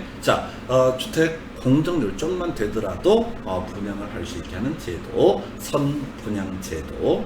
그러다가 지금 이제 이런저런 문제가 터지니까 정부가 다시 호분양 제도로 이걸 전환하려고 또 정부가 부동산 시장에 개입합니다. 그래서 선분양 제도가 됐든 후분양 제도가 됐든 모두 특징이 뭐라고요? 바로 정부가 부동산 시장에 개입한 것이다. 원래는 집 장사가 알아 집 지어서 팔면 되잖아. 근데 그렇기 때문에 자원의 효율적 할당, 배분 등 안 되기 때문에 선분양 제도 도입했고요. 다시 호분양 제도를 전환을 하려고 하는 그런 상황이 되겠습니다. 그래서요. 정리하게 되면 선분양 제도, 주택 완성되기 전에 미리 분양을 하는 제도다. 그래서 결국은 핵심 이슈가 주택 건설자는 누가 부담하는 거냐? 소비자가 미리 부담하는 방식. 이걸 선분양 제도라고 부르게 됩니다. 그래서 선분양 제도 하에서는 주택 건설업자 입장에서는 좀 쉽게 주택 건설자를 확보할 수 있기 때문에 대출받는 것도 쉽기 때문에 이게 원활한 주택 공급을 늘릴 수가 있을 테고요. 대신 분양권 전매 같은 가수의 문제가 발생을 하기도 한다. 이에 비해서 이런저런 이게 이제 주택의 질이 문제가 되고 등등등 하다 보니까 호분양 제도라고 하는 것으로 지금 정부 정책이 바뀌려고 하는데 꽤 10몇 년 됐습니다. 한 20년 가까이 된 것 같은데 쉽지가 않아요. 어찌됐든 간에 호분양 제도라고 하는 것은 주택이 완성된 후에 주택 건설 재원을 소비자부터 확보하는 공급 방식을 말한다라고 할 것. 그래서 주택 공급량이 아무래도 좀 줄어들 수가 있을 테고요. 대신 장점으로서는 소비자 입장에서 주택의 하자 발생 가능성이 낮다라고 하는 것이 호분양 제도의 특징. 일단 우리 시험 문제에서 그렇게 깊이 있게 다뤄지는 내용들은 아닌데 선분양 호분양 제도의 가장 본질적인 차이, 주택 건설 재원을 은행에서 대출을 받는 거냐 아니면 소비자부터 받는 거냐 요 차이예요. 그래서 은행에서 대출을 받는 제도는 호분양 제도가 될 테고, 그 다음에 소비자부터 주택 건설 재원을 확보하는 제도를 가리켜서 뭐라고 한다? 선분양 제도라고 부르게 됩니다. 그래서 최근에 시험 문제 쟁점이 되고 있는 이슈고요. 그 다음 주택조합제도, 요거 딱 한 번 답이 되고 맞던 주제이죠. 우리 주택법이라고 하는 데서는 주택의 공급이라고 하는 것은 소위 공개분양이라고 되어 있습니다. 그리고 기본 틀 자체는 선분양이죠. 선분양 플러스 공개 분양의 형식을 갖추고 있는데, 우리 주택법에서는 내 집 마련의 꿈 내 스스로 지어서 나한테 우선 분양을 받을 수 있게 하는 제도, 바로 주택조합제도라고 하는 것을 도입하고 있습니다. 그래서 주택조합이라고 하는 것 기본 정의는요, 만세 구성원이 사업계획 승인을 받아서 주택을 마련 또는 리모델링하기 위해서 결성하는 조합을 가리켜서 주택조합이라고 부르고, 요거 어차피 공법에서 자세히 공부할 주제입니다. 지역조합, 직장조합, 리모델링, 주택조합 총 3가지로 나눌 수가 있게 됩니다. 한편 공급 정책 관련해서 분조투라고 하는 주제 기억해야 되죠. 자, 분양가 상한제라고 하는 건 지금 두 번 최근에 27회, 30회 등 답이 됐었고요. 자, 분양가 상한제 등 관련해서 보겠습니다. 분양가 상한제를 도입하는 취지라고 하는 것은 주택의 공급자가 독과점적 지위를 가지고 있어서 주택 가격을 지들 멋대로 결정을 하게 되더라. 요거 막아내기 위해서 만들어진 개념이 바로 분양가 상한제, 그 외에 조정 대상자 투기 과열지구도 거의 유사한 구조가 되게 됩니다. 그래서 이 조정 대상자 투기 과열지구라고 하는 것은 기본적으로 분양가 상한제도 마찬가지지만 일정한 전매 제한을 목적으로 하는 제도가 되게 됩니다. 그 중에서 조정 대상 지역 같은 경우는 양도세 중과 등 규제가 더 세지는 그런 특징을 보여주게 됩니다. 그래서 자, 공급조에서 관련해서 분양가 상한제, 조정 대상 지역, 투기 과열지구 이렇게 정리를 하게 됩니다. 그래서 이건 이제 공법이랑 같이 묶어서 기억을 해야 될 텐데요. 자, 분조투 이런 식으로 기억을 해주셔야 돼. 분양가 상한제 관련해서는 이게 왜 제일 앞에 나오냐면 시험에도 많이 나오지만은 민간 택지 중에서 분양가 상한제 적용 지역을 지정하는 것은 국토교통부 장관이 되게 될 테고요. 조정 대상지역, 자, 요거 국토부 장관이 지정을 하게 됩니다. 그 다음에 투기 과열지구는 국토부 장관 또는 시도지사가 지정을 하게 됩니다. 그래서 이 역사적으로 가장 오래된 제도는요, 투기 과열지구 제도가 되게 됩니다. 그래서 원래는 이제 국가 외 지자체, 시도지사도 일정한 전매 제한을 목적으로 한 투기 과열지구 등을 지정할 수 있게 법이 되어 있었는데 어떤 지자체장도 지정을 하지 않게 됩니다. 그래서 지금 나중에 만드는 제도가 분양가 상한제, 조정 대상자 이런 식으로 가게 돼요. 그래서 이 분양가 상한제 관련해서는 지금 출제 이슈가 되는 게 도시형생활주택과 관광특구라고 하는 것은 분양가 상한제 적용하지 아니한다. 그럼 그걸 제외한 나머지는 모두가 다 분양가 상한제를 적용을 하게 된다. 이런 식으로 가야겠고요. 자, 이렇게 분양가 상한제, 분양가를 공급자 입장에서 마음대로 결정할 수 없게 막아버리게 되면 돈이 안 되니까 공급을 감소시킬 수가 있게 될 테고요. 그러면 주택 가격이 오히려 상승하는 그런 문제가 발생할 수 있습니다. 그래서 정부가 부동산 시장에 개입한다고 해서 무조건 긍정적인 효과가 발생하는 것이 아니라 오히려 부정적인 효과가 발생하는 경우도 있을 수가 있다라고 할 것. 해서 좀 간접적 개입 관련해서 공급 질서 유지 등 분양 가격의 제한 등 관련해서 분조투라고 하는 주제. 물론 우리 시험에서 27회, 30회 등 분양가 상한제 적용이라고 하는 주제를 가지고 출제 쟁점을 삼아냈습니다. 그 다음에 이제 검토 드리게 될 게 임대료 규제라고 하는 이슈가 있죠. 그래서 자, 규제 임대료가 시장 균형 임대료가 높은 경우에 이때는 주택시장에 아무런 영향을 주지 않게 됩니다. 그래서 결국은 저소득층의 부담 경감 등을 위해서는 바로 규제 임대료가 균형 임대료보다 낮게 책정이 돼야 된다. 이렇게 전제를 하죠. 그래서 자, 규제 임대료가 시장 임대료 또는 균형 임대료보다 높은 경우 임대주택 시장에 아무런 영향을 주지 않게 될 것이고요. 이에 대해서 규제 임대료가 균형 임대료보다 낮다. 즉 균형 임대료가 50인데 정부에서 40 이하만 받아라라고 얘기를 한다면 자, 싸니까 초과 수요가 발생할 것이다. 이건 쟁점 안 된다고 그랬어요. 공급이 하나의 쟁점. 자, 원래 50 받았는데 정부에서 40만 받도록 규제를 하고 있다. 그럼 공급 감소할 테고요. 자, 어차피 40 받고 임대를 영위한다 할지라도 주택의 질은 낮아지게 될 것이다. 시험 문제 답이 되는 공급에 이어서 또 하나의 쟁점이 되는 것이 바로 주거 이전이 어려워진다라고 하는 것도 하나의 쟁점이 될 수가 있습니다. 그래서 자, 요렇게 보게 될 테고요. 이제 임대료 보조 등에 관한 쟁점 하나 볼까요? 큰 의미는 없죠. 그래서 임대료 보조라고 하는 것은 형편이 어려운 분들에 대해서 정부가 일정한 보조금을 지급하는 형식.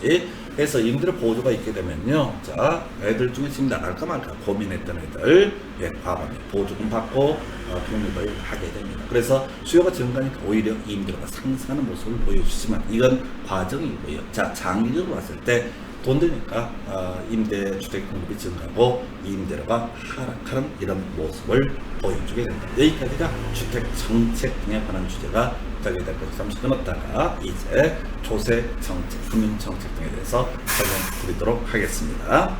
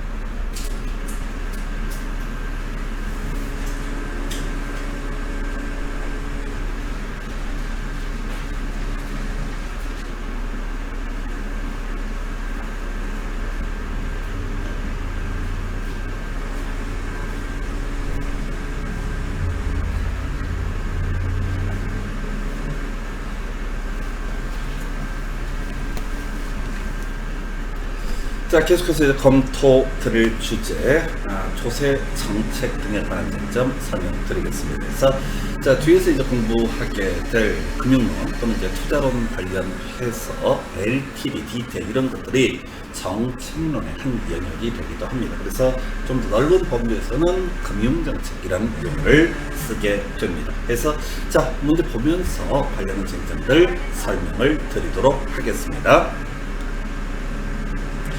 자, 31회 A형 5번 문제, 부동산 정책 중에서 금융규제에 해당하는 것은 이렇게 되어 있습니다. 그래서 자, 여기 이제 요 문제 때문에 이제 전에는 조세정책이라고 불렸던 것을 이제 좀 폭넓게 금융정책, 조세정책 이렇게 보게 되는데, LTV라고 하는 거, 자, LTV라고 하는 것은요, 부동산 가격을 기준으로 해서 대출 한도를 정하는 기준을 얘기합니다. 그래서 LTV를 강화한다. LTV 개념은 부동산 가격분의 대출 가능액 이런 의미를 가지고 있죠. 대부 비율, 저당 비율이라는 의미를 쓰기도 하죠. 그래서 대출액 또는 대출 가능액이라는 용어를 쓰게 될 텐데, LTV가 규제가 강화가 된다. 예를 들어서 최근에 LTV 규제가 강화가 됐어요. 건물, 상가 건물 관련해서 저는 LTV 80%까지 이론상 가능했습니다. 근데 최근에 법인 등의 이름으로 정주택을 이 상가 건물을 매입하는 경우 등 있거든요. 그래서 LTV를 최근에 70%로 강화했던 적이 있습니다. 그러면 이제 이건 금융규제 한 유형이 될 거고요.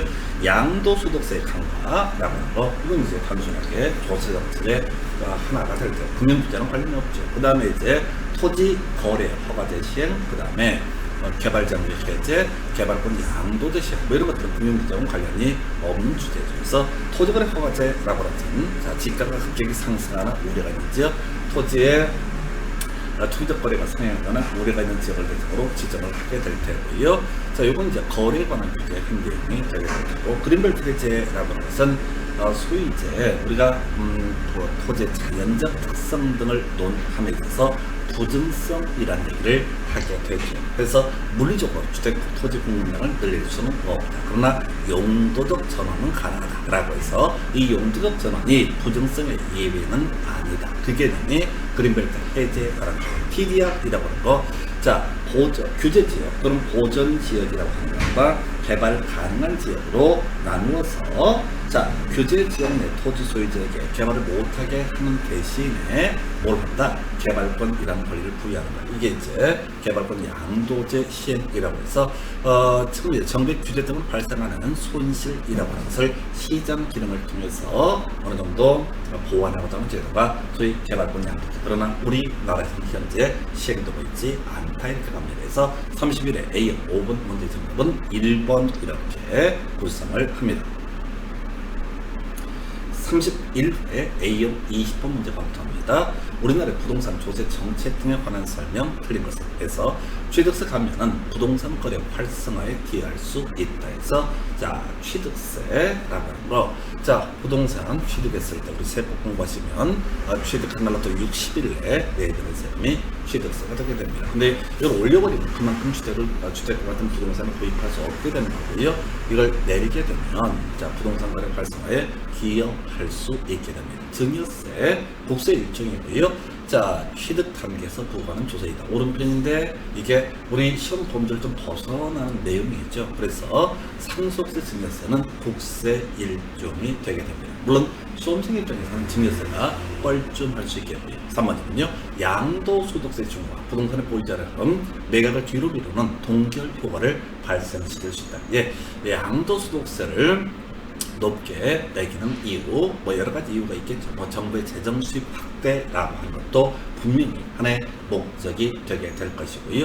요는 일반적으로 그렇게 얘기하죠. 양도소득세라고 하는 것을, 자, 낮게 책정을 한다라고, 세율을 낮게 책정을 하게 되면은 어마무시한 전매 등이 이루어지고 소위 부동산 투기라고 하는 것을 통해서 큰 이익 등을 얻게 될 것이다. 그래서 이게 함부로 사고 팔지 못하게 양도 차익에 대해서 일정한 세율을 높여서 양도소득세를 중과하게 되면은 거래를 줄이고자 하는 거죠. 거래를 줄이게 되면요, 이 부동산의 가격은 상대적으로 상승을 못합니다. 거래가 돼야지 상승을 하든 하락을 하든 이런 문제가 발생하는데, 양도소득세를 중과하게 되면 사람들이 이런 거 정권 바뀔 때까지 내가 기다렸다 팔아야지 라고 해서 동결효과라는 것이 발생을 하게 됩니다. 모든 게 멈춰버리는 거야. 그러면 그때 주택이라고 하는 것을 꼭 구입해야 되는 사람이 있고 어쨌든 사람 내놓는 사람이 있겠죠. 그럼 이제 수요가 공급을 압도하기 때문에 오히려 양도소득세 중과라고 하는 것이 주택가격 상승 등의 원인이 될 수 있다. 다시요. 자, 지금 주택가격이 급격하게 상승을 한다라고 했을 때, 이때 거래를 못하게 막아야지 주택가격이 급격하게 상승하는 문제를 막을 수가 있습니다. 그래서 양도소득세를 중과를 하게 됩니다. 그러면 이 보유자 중에 일부는 아예 매물에서 다 회수를 해버리게 되는 거죠. 그러면 오히려 주택가격이 급격하게 상승할 수 있다라고 하는 거. 이걸 이제 동결효과라고 부르게 됩니다. 종부세, 국세로서 보유 단계에서 부과하는 조세이다라고 해서 이것도 이제 뒤에 정리하겠지만, 우리가 취득 단계 부과하는 세금으로서 취득세라고 해서 가장 기본이 될 테고요. 이것의 부가세로서 지방교육세와 국세로서 노정특별세가 있습니다. 보유세로서 문제가 되는 것이 재산세와 종부세가 되게 될 텐데, 이 재산세는 지방세 일종이고요, 종부세는 국세 일종이 됩니다. 그래서 이분들은 겁나 쉬웠던 거죠. 그래서 30일에 재산세는 지방세로서 깐 좋은데 바로 보유 단계에서 부과하는 조세이다 해서 이 30일의 문제뿐만 아니라 그 전에도 나왔던 주제이고요. 이 30일의 A형 20번 문제 같은 걸 우리가 분석을 하면서 기억을 해야 될 게 2번처럼 뜬금없는 증여세 얘기가 나왔을 때 쫄지 마라 라고 하는 거 해서 답은 겁나 쉽게 뽑아낸다. 그러나 이게 이제 쫄아서 시험장에 들어가시게 되면 2번에서 멘붕이 와서 놓쳐버립니다. 그래서 나중에 보면 너무 쉬운 문제였었죠. 그래서 30일의 A형 20번 문제 정답은 5번 이렇게 컴퓨터입니다. 자, 30회 때 나왔던 문제 똑같은 문제입니다. 부동산 관련 조세에서 과로는 들어갈 역으로 옳은 것은 해서, 자, 지금 취득 단계에서 내는 세금이라고 하는 거 취득세라는 지방세가 있습니다. 자, 그 다음에 취득 단계에서 취득의 원인이 상속이거나 증여가 되게 되면 상속세, 증여세라고 하는 것이 취득 단계에서 내는 바로 국세에 해당이 되게 될 겁니다. 보유 단계예요. 재산세와 종부세죠. 그 중에서 지방세에 해당하는 것이 재산세라고 하는 것이 될 테고, 그 다음에 국세에 해당하는 것이 종합부동산세, 종부세라고 하는 것이 되게 됩니다. 자, 처분 단계에서 내는 세금, 양도 단계에 내는 세금이라는 게 국세가 양도소득세 이렇게 가게 되죠. 그래서 처분 단계에 내는 지방세는 지방소득세 이런 것들이 있는데 큰 쟁점은 안 돼요. 그래서 일단은 지금 문제 논의 핵심 이슈가 처분 단계, 양도 단계 내는 세금, 국세로서 양도소득세는 큰 쟁점 안 되고요. 보유 단계에서 내는 세금, 재산세와 종부세라고 하는 31일 문제도 바로 재산세라고 하는 것을 가지고 취득 단계에서 내는 세금이 있다는 식으로 구성이 되어 있었죠. 그래서 보유 단계에서 내는 국세라고 하는 것은 종부세라고 하는 것이 될 것이고요. 자, 보유 단계에서 내는 지방세라고 하는 것은 재산세라고 하는 것이 됩니다. 그 외에 양도 단계, 처분 단계에서 내는 국세라고 하는 것은 양도소득세. 그래서 이 30회 때 이 문제 나왔었고요. 그 전에 31회 때 다시 바로 재산세라는 쟁점을 가지고 출제가 이루어집니다. 그래서 30회 A형 6번 문제의 정답은요 1번 이렇게 정리를 하게 됩니다. 그래서 자, 부동산 활동에 따른 조세 분류라고 해서 취득세, 또 그 다음에 등록면허세 이런 것들이 취득 단계 되는 지방세 일종이 될 테고요. 그 다음에 상속세나 증여세라고 하는 것은 상속이나 증여 등을 원인으로 해서 내는 국세 일종이 되게 됩니다. 보유 단계예요. 재산세하고요. 종부세 가장 간단한 주제. 지방세는 재산세, 종부세는 국세, 양도 단계에서는 양도소득세 등. 그래서 하여튼 뭐 이 조세 분류 등의 부동산 활동에 따른 조세 분류라고 하는 것은 부동산 세법 영역에서 따로 우리가 자세히 공부를 해야 되는 건 별개의 문제로 학계론에서도 그냥 거저주는 문제 패턴으로 평가할 수 있습니다. 그래서 지금 30회 6번 문제 정답은 1번. 자, 29회 A형 20번 문제. 자, 다 부동산 관련 조세 중 국세, 보유세, 누진세 유형에 해당합니다. 그래서 지금 29, 30, 31 모두가 똑같은 얘기고요. 쟁점은 계속 보유세를 가지고 쟁점을 삼고 있죠. 그 다음에 국세를 물어봤네요. 보유세 중에서 지방세라고 하는 것은 재산세가 될 테고요. 보유세 중에서 국세에 해당하는 것은 종부세라고 하는 것이 이슈가 되게 됩니다. 그래서 답은요 3번으로 구성을 하게 돼요. 누진세가 뭐냐라고 하는 것은 과세 표준이라고 하는 것이 커질수록 자 세율을 더 높게 책정하는 것을 누진세라고 부르게 되는데 쟁점 안 돼요. 지금 계속 29, 30, 31 똑같은 문제 보유세라고 하는 것 국세와 지방세 등을 가지고 장난질을 해대고 있습니다. 그래서 하여튼 뭐 29회 때 이 문제가 나왔다고 해서 당연히 요건 이제 세법이랑도 같이 연계가 돼 있기 때문에 거저 맞출 수 있는 문제가 돼야 합니다. 그래서 이렇게 해서 지금 29회 A형 20번 문제 정답은 3번 이렇게 정리를 하죠. 그래서 이 종부세, 재산세 얘기는 나중에 세법 따로 공부하실 주제가 됩니다.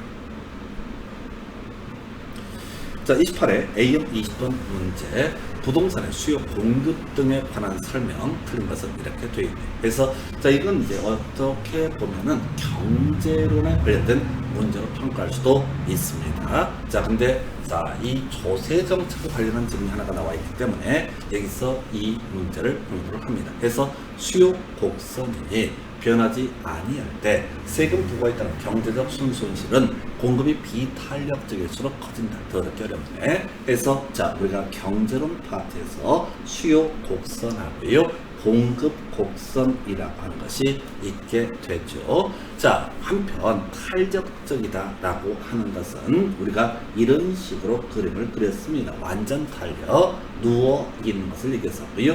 완전 비탄력이라고 하는 것은 서 있는 곡선을 얘기하게 됩니다. 자 요거는 아예 답을 외우고 들어가야 되는데요. 이렇게 가십시다. 자 지금 세금, 조세가 부과되게 된다. 그럼 이제 결론만 얘기하면요. 비탄력적인 아이가 조세를 부담을 하게 된다라고 하는 거 이게 기본 틀이 되겠습니다. 자 지금요 세금을 부과한다라고 했을 때 거래세라든가 보유세 어느 쪽이 됐든 상관이 없습니다. 세금이 부과되게 되면은요 일단은 세금이 부과가 되게 되면은 수요자 공급자 중에서 비탄력적인 사람이 어떻다 더 많은 세금을 부담한다. 이게 가장 기본적인 골격이 될 것인데 자 이런 얘기를 하죠. 우리가 세금을 올리게 되면 국가나 지자체에서 결국은 자신의 세금을 올리게 됩니다. 자 조세가 세금이 상승하게 됩니다. 세율이 상승한다라고 했을 때 자 이렇게 그림을 설명을 되죠. 수요자, 공급자라고 하는 거, 그 다음에 정부 이렇게 세 가지 이슈를 가지고 접근하는데 자 세금 조세가 상승, 세금이 올라가게 되면요 수요자는 상대적으로 손실이 발생하게 됩니다. 그동안 세율 1%였다 세율 2%로 올리잖아요. 그러면 수요자 공급자 했을 때 수요자는 매수인을 의미하게 될 테고 공급자는 매도인을 의미하게 됩니다. 자 그러면 수요자 입장에서는 기존보다 세금이 올라가게 되면 이런저런 이유 때문에 결과적으로 손해를 보게 될 것이다. 이렇게 해석을 하게 됩니다. 자 예를 들어서 취득세를 가지고 예를 들어볼까요? 취득세가 예를 들어 1%에서 2% 상승하게 된다. 그러면 이 사람은 자기 주머니에 남는 돈 원래 자 3억이면 살 수 있었는데 세금 더 내고 등등 하다 보니까 3억 2천만 원이 소요가 된다. 그래서 수요자는 손해를 보게 된다라고 하는 것. 자 공급자 바로 매도인이 되게 됩니다. 예를 들어서 취득세가 상승이 됐다라고 한번 전제를 보겠습니다. 취득세가 상승되게 되면은 취득세가 상승되기 전보다 수요자들이 와서 매수인들이 와서 찡얼찡얼 됩니다. 아니 지금 예를 들어 3억의 매물을 내놨는데 좀 깎아달라. 지금 세금 올라가지고 자 내가 원래 총 예산이 3억인데 전gat했으면은 자 취득세 다 내들어 3억에 살 수가 있었다. 근데 취득세가 상승함에 따라서 내 전재산 3억을 투자해도 이 물건을 살 수 없으니 좀 깎아서 2억 9천에 해달라. 이러한 식으로 나올 거란 얘기야. 그럼 하다못해 500이든 100이든 깎아줄 수가 있을 것이다. 공급자도 다 손실이 발생하게 된다. 이렇게 가게 됩니다. 여기까지 쉬워. 세금이 증가하게 되면은 자 수요자는 공급자 모두가 손실이 발생한다. 그러면 이제 또 하나 이미 문제 답으로도 구성이 됐지만 세율이 상승하게 되면 정부는 어떻게 되는 거냐 문제가 되는 거야. 정부는요 무조건 이익을 남긴다. 이건 무식한 얘기입니다. 만약에 세율이 올라가서 수요자 공급자가 어떻다 탄력적으로 반응을 한다. 예를 들어서 매도인 입장에서 지금 안 팔아 뭐 자꾸 깎아달라고 하니까 못 팔겠어. 또는 매수인 입장에서 지금 취득세 올랐으니까 지금 당분간 안 살 거야 라고 얘기를 해버리게 되면 정부에서는 결과적으로 다 역시 경제적 손실이 발생하게 된다. 그래서 결과적으로 세율을 올렸을 때 자, 수요나 공급이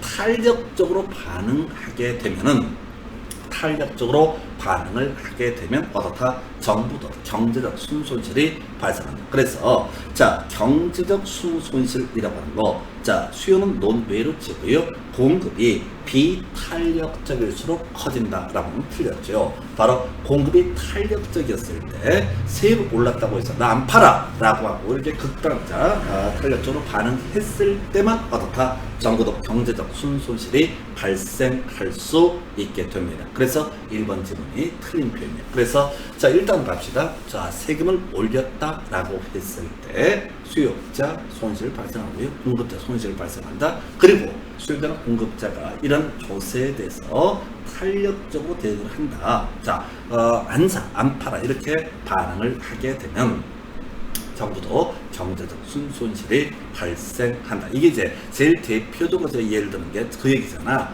바로 담배값 인상 케이스입니다. 박근혜 정부 때 마지막에 이제 담배값 인상을 하나 했던 사안이 있었는데 뭐라고 얘기를 하는데 다 개소리고요. 세수 증대를 위해서 하는 거죠. 그래서 모르지 실제로 깊은 속에는 이 담배 흡연율을 낮춰서 국민 건강보험이라고 그러나요? 재정도 생각하면 뭐 그런지 모르겠는데 문제는 담배값을 2,500원에서 4,500원인가로 올렸단 말이에요.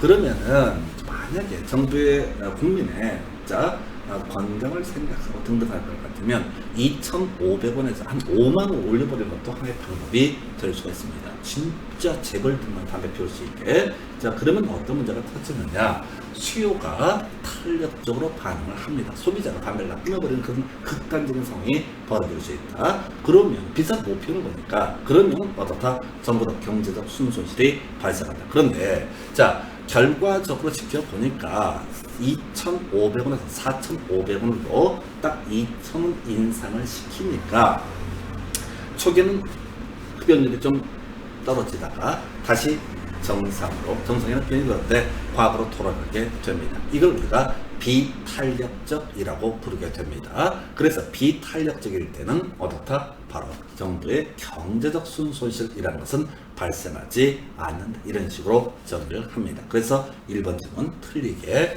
구성을 했고요. 2번 수요가 증가하면 공급이 비탄력적일수록 가격이 더 크게 상승한다. 이 그림 그려봐야 돼. 자 수요가 증가한다. 하나 둘, 수요가 증가한다. 하나 둘 이렇게 되는 거죠. 공급이 완전 탄력적일 때, 공급이 완전 비탄력적일 때 이렇게 두 가지 경우의 수를 가지고 전제를 하게 됩니다. 자 수요가 증가하는 건 미리 전제를 삼고 있고요. 공급이 비탄력적이다 라고 하게 되면 이게 세로치기 가격이잖아요. 가격은 상승하게 될 것이다. 그래서 공급이 비탄력적일수록 균형 가격이 상승한다 라는 표현은 옳은 표현. 용도 변경을 제한하는 법규가 강화될수록 공급은 더 비탄력적이 되게 된다. 토지에 관한 아까 우리 개발자의 해제 같은 규제를 못 풀게 규제가 강화되면 당연히 땅이 없어서 공급은 늘어날 수가 없겠죠. 이걸 우리가 비탄력적이 된다라고 하면 되고요.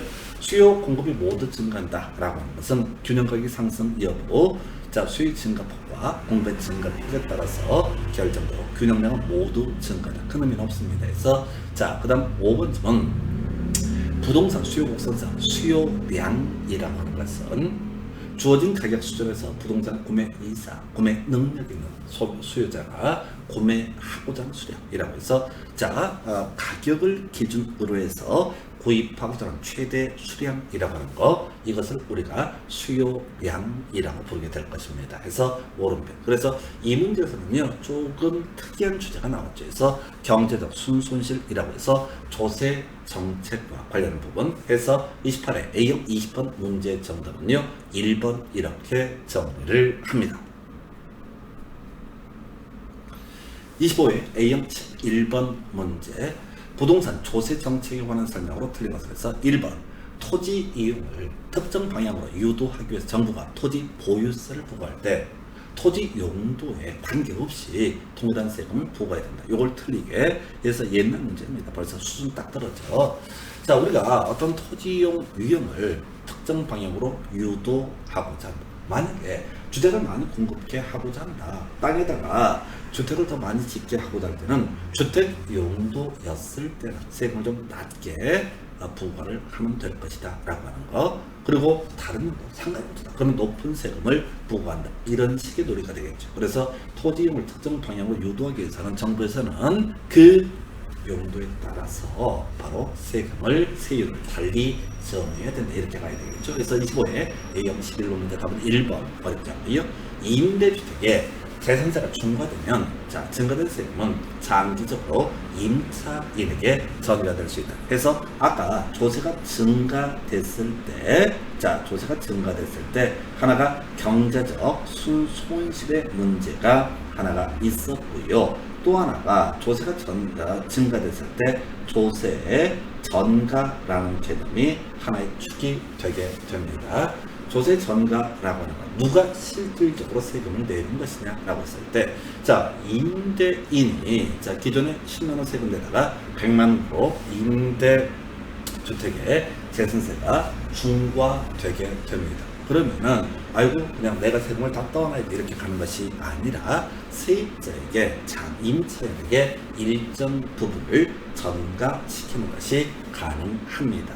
그러면 누가 세금을 다 부담을 할 것이냐라고 했을 때 우리 조세 전가에 있어서는 비탄력적인 사람이 더 많은 세금을 부담한다. 그래서 우리가 탄력적이라고 하는 것은 어떤 경제 상황의 변동 등에 대해서 능동적으로 대응할 수 있는 것을 탄력적이다라고 이렇게 부르게 될 테고, 비탄력적이다라고 하는 개념은 뭐라고요? 오도 가도 못하는 것을 비탄력적이다. 그래서 조세 전가 문제, 수요자와 공급자 중에서 누가 더 많은 세금을 부담할 것이냐? 비탄력적인 사람이 더 많은 세금을 부담한다. 오도 가도 못하는 사람이 또 하겠나? 예를 들어서 임대주택에 재산세가 중과가 되게 됩니다. 그러면은 지금 집이 없어서 임차인들이 2열 정도로 30년씩 줄 서 있다? 그러면 임차인한테 세금을 전가시킨다 할때는 줄 서 있기 때문에 전혀 문제가 되지 않는다. 이걸 우리가 수요가 비탄력적이다라고 평가를 하게 되는 거죠. 한편 임대주택에 대해서 재산세가 중과가 된다라는 전제하에서 공실이 겁나 많아. 그래서 세입자는 구할 수가 없고 임대인만 겁나 많아. 그러면 오도 가도 못하는 공급자가 비탄력적이 되게 됩니다. 그러면 임대주택에 재산세가 중과가 된다 한들 결국은 누가 임대인이라는 사람이 세금을 떠안을 수밖에 없다라는 해석이 가능합니다. 그래서 2번 질문 같은 경우는 임대주택에 재산세가 중과가 되게 되면 증가된 세금 경우에 따라서 장기적으로 임차인에게 전가되는 것도 가능하다. 이런 식의 지금 오른편이고요. 3번 주택의 보유세 감면이라고 하는 거, 재산세 등을 낮춘다. 그러면 이제 경우에 따라서 자가 수요를 촉진시킬 수 있다. 꼭 그렇다는 얘기는 아니죠. 일반론이죠. 주택의 취득세를 낮추게 되면 수요가 증가하게 될 것이다. 우리가 수요량의 변화, 수요의 변화 등을 논하는 데 있어서 가격이 하락하게 되면 구입하고자 하는 최대 수량이 늘어나는 것을 수요량의 증가라고 부를 테고, 가격 외의 다른 요인에 따라서 구입하고자 하는 최대 수량이 늘어나게 되는 것을 수요의 증가라고 부를 테고, 수요의 증가는 수요 곡선이 우상향하는 모습으로 보여지게 된다. 수요 득세를 낮추게 되면요, 수요 증가할 수 있겠고요. 공공임대주택의 공급이라고 하는, 공급 확대라고 하는 것은 임대주택의 전세가 임차인에게 전가되는 현상을 완화시킬 수 있다. 그래서 이건 뭐야? 바로 수요자에게 탄력성을 부여하는 개념이죠. 자, 지금 임대주택에 대해서 50만원 세금 내다가 100만원 세금을 늘린 상태입니다. 갑이 임대인, 을이 임차인. 그러면은 경우에 따라서 누구? 임차인에게 이 세금이 전가될 수가 있는 것이죠. 그런데 이게 이제 이 동네에 지금 국가에서 새로운 공공임대주택을 공급한다. 싸게 공급을 한다. 그러면 만약에 임차인한테 이 세금을 전가를 시키고 한다면 을은 어떻다? 새로운 공공임대주택으로 옮겨가 받을 소지가 있게 된다. 그래서 근처에다 공공임대주택의 공급을 하게 되면은 자, 바로 수요자, 임차인에게 탄력성을 부여하기 때문에 결과적으로 이 조세 전가 현상을 완화시킬 수가 있다. 이렇게 해석합니다. 그래서 26회 A25회인가요? A형 11번 문제, 답은 1번. 이거 좀 쉬웠죠. 답은 겁나 유치했던 문제. 자, 그 다음 문제 검토하겠습니다. 부동산 조세 등에 관한 설명, 옳은 것을 고르시오 라고 되어 있습니다. 자, 소유자가 거주하는 주택에 재산세를 부과하면 수요가 증가하고 가격은 상승한다. 그거 아니죠. 재산세를 안 내다가 낸다. 그렇다고 했을 때 수요 자체가 감소하는 경우는 있을 수 있겠지만 수요 자체가 증가하는 말 자체가 되지 않습니다. 2번요. 임대주택에 재산세를 부과하게 되면은 임대주택의 공급이 증가한다 라고 하는 것도 틀렸죠. 세금 안 내다 갑자기 재산세를 많이 뜯어내는데 너도 임대주택 사업을 할 것이다. 그건 아니라는 거죠. 2번 틀렸고요. 자, 3번 주택의 취득세를 낮추면 수요가 감소한다. 그럼 취득세를 높이면 어떻다? 수요가 감소할 테고 낮추면 수요가 증가하게 되겠죠.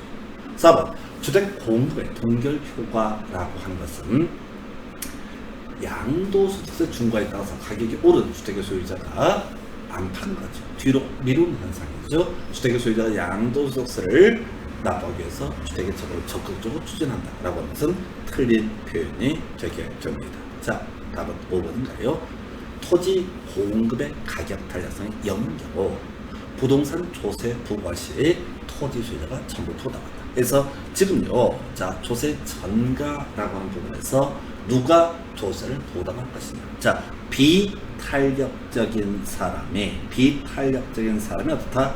세금을 부담을 한다라고 하는 거. 자, 그러면 이제 수요자와 공급자라고 하는 개념으로 봐야 될 텐데 토지 공급의 가격 탄력성은 0이다. 자, 공급자는 매도인을 의미할 테고 수요자는 매수인을 얘기한다고 전제를 해보겠습니다. 자, 그랬을 때 공급의 가격 탄력성이 0이다 라고 하는 것은 이게 완전 비탄력적이다 라는 의미를 가지고 있을 테고, 그러면 토지에 대한 부동산 조세가 부과가 된다. 그러면 완전 비탄력적인 공급자, 토지 소유자가 전부 세금을 부담하게 됩니다. 그래서 이거는 이제 소유자, 그 다음에 매도인, 이런 정도 용어에 관한 부분을 물어보는 그런 이슈가 되겠습니다. 그래서 비탄력적인 자가 세금을 더 많이 부담한다. 근데 완전 비탄력적인 자가 전부 어떻다? 세금을 부담하게 된다. 이렇게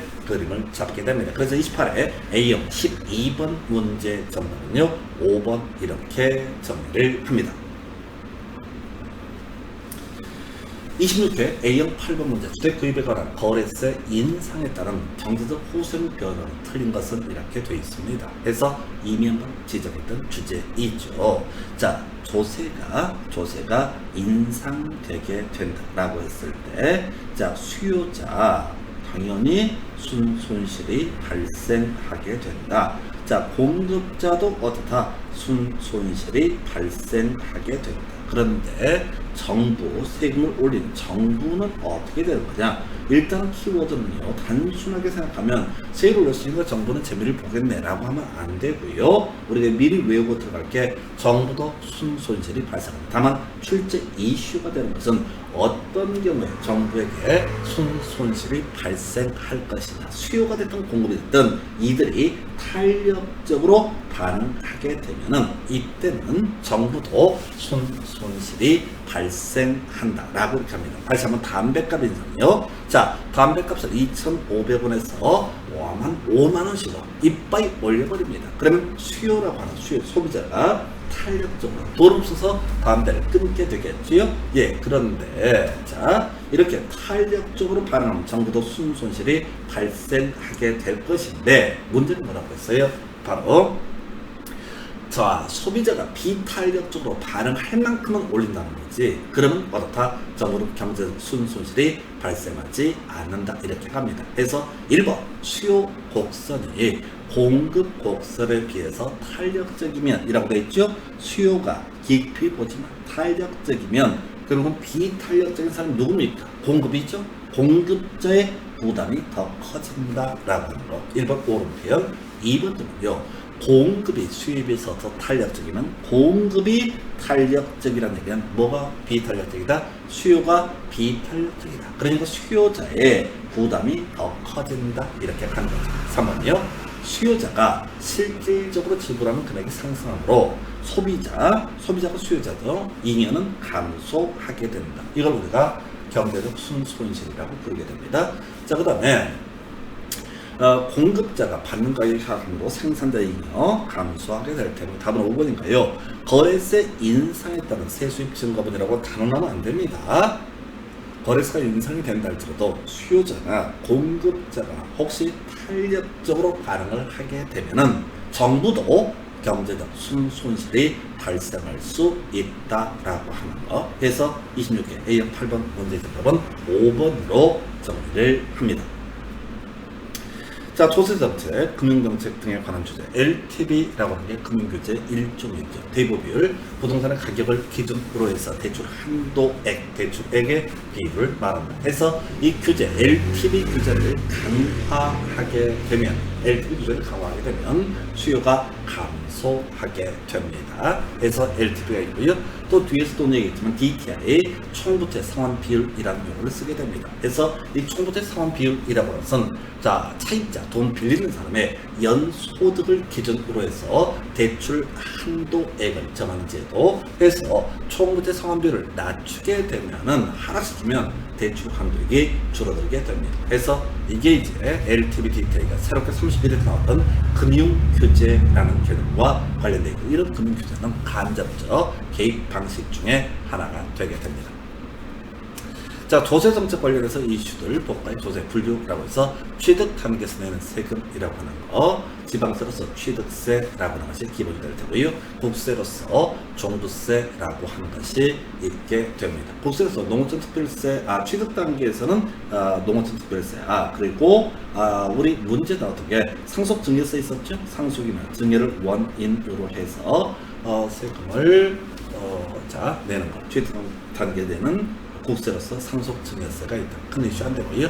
그 다음에 보유 단계 내는 세금, 재산세하고 종부세 얘기가 나와야 되죠. 해서 자, 지방세로서 재산세 있고요. 나중에 세법 공부하면 지역 차원 시설세라고 하는 것도 바로 보유 단계 내는 세금 중에 하나가 됩니다. 자, 국세로서 종부세가 중심이 될 것이고요. 그다음에 양도 단계 내는 지방세 큰 의미였고요. 국세로서 양도소득세라고 하는 것이 있게 됩니다. 그래서 이게 이제 부동산 세법 영역에서 부동산 활동에 따른 조세 분류 영역에서 공부하는 영역이고, 부동산 학계로 파악해서는 취득 단계 된 국세로서 양도 상속세와 증여세라는 주제가 이슈가 된 바가 있습니다. 자, 조세 증가가 미치는 효과라고 하는 거. 자, 먼저 수요는 감소하게 되겠죠. 가격 외에 그 재화의 가격 외 요인에 따라서 구입하고자 하는 최대 수량이 감소하는 것을 수요의 감소라고 부르게 됩니다. 그래서 자, 그 다음에 조세가 증가되게 되는 경우에 따라서 경제적 순손실의 문제도 발생하죠. 먼저 자, 지금 수요자부터 볼까요? 자, 다시 소비자 잉여 감소하고 생산자 잉여 감소합니다. 그건 너무나 당연한 일이고요. 자, 시험제 포인트가 되는 것은 정부도 경제적 순손실이 발생한다. 근데 어떤 조건 하에서 수요나 공급이 탄력적으로 반응했을 때 정부도 경제적 순손실이 발생하게 된다. 자, 조세 증가와 관련해서 이슈가 되는 게 누가 실질적으로 세금을 부담할 것이냐, 조세 전가 문제가 있게 됩니다. 이 조세 전가에 있어서는 오도 가도 못하는 애가 세금을 더 많이 부담을 하게 된다. 바로 비탄력적인 자가 더 많은 세금을 부담을 하게 됩니다. 그래서 만약에 수요자가 수요의 가격 탄력성이 완전 탄력적이다 또는 0이다 라고 하면 수요자가 전부 세금을 부담하게 될 테고, 공급의 가격 탄력성이 0이다, 즉 완전 비탄력적이다 라고 한다면 공급자가 전부 세금을 부담한다. 그래서 일단 기본 틀은 오도 가도 못하는 애들이 세금을 더 안을 수밖에 없다라고 이렇게 해석합니다. 자, 한편 양도소득세 증가와 관련한 것을 동결효과라고 부르죠. 그래서 자, 부동산 거래가 빈번하게 이루어지면서 부동산 가격이 급상승하게 된다. 정부에서 이 부동산 가격 상승을 막을 방법 중에 하나가 뭐가 있냐면 거래를 못하게 막아버리는 겁니다. 거래를 못하게 하려면 양도소득세를 높게 때리면 되는 겁니다. 그래서 차마 못 팔게, 그래서 양도소득세가 중과가 되게 되면 일부 부동산 보유자가 세금이 너무 높아서 안 팔겠다라고 하는 거, 그래서 거래를 뒤로 미루는 동결 효과가 발생할 수 있습니다. 그래서 만약에 이런 동결 효과가 발생하게 되면 예를 들어 시장 매물의 100개이다가 99명이 매물을 다 회수해버렸어. 근데 어쩔 수 없이 지금 팔아야 되는 사람 한 명만 시장에 매물이 나와 있어. 그러면 수요자는 뭐 50명이라고 했을 때 가격이 오히려 급상승하는 문제가 발생할 수 있다라고 합니다. 동결과 관련한 쟁점이고요. 조세 감소는 수요 증가 요인이 되겠죠. 그래서 조세가 세금이 줄어들게 되면 수요가 증가하게 될 테고 가격은 아마도 상승하는 모습으로 보여지게 될 것이다. 그래서 지금 좀 어려우시는 게 경제적 순손실의 문제, 조세 전가 이런 것들이 조금 경제론하고 엮여서 난이도 있게 구성이 되고 있습니다. 자, 이렇게 해서 오늘 이제 조세 정책에 관한 주제까지 설명을 드렸습니다. 다음 시간에 투자론부터 이어서 설명을 드리도록 하겠습니다. 자, 수고하셨습니다.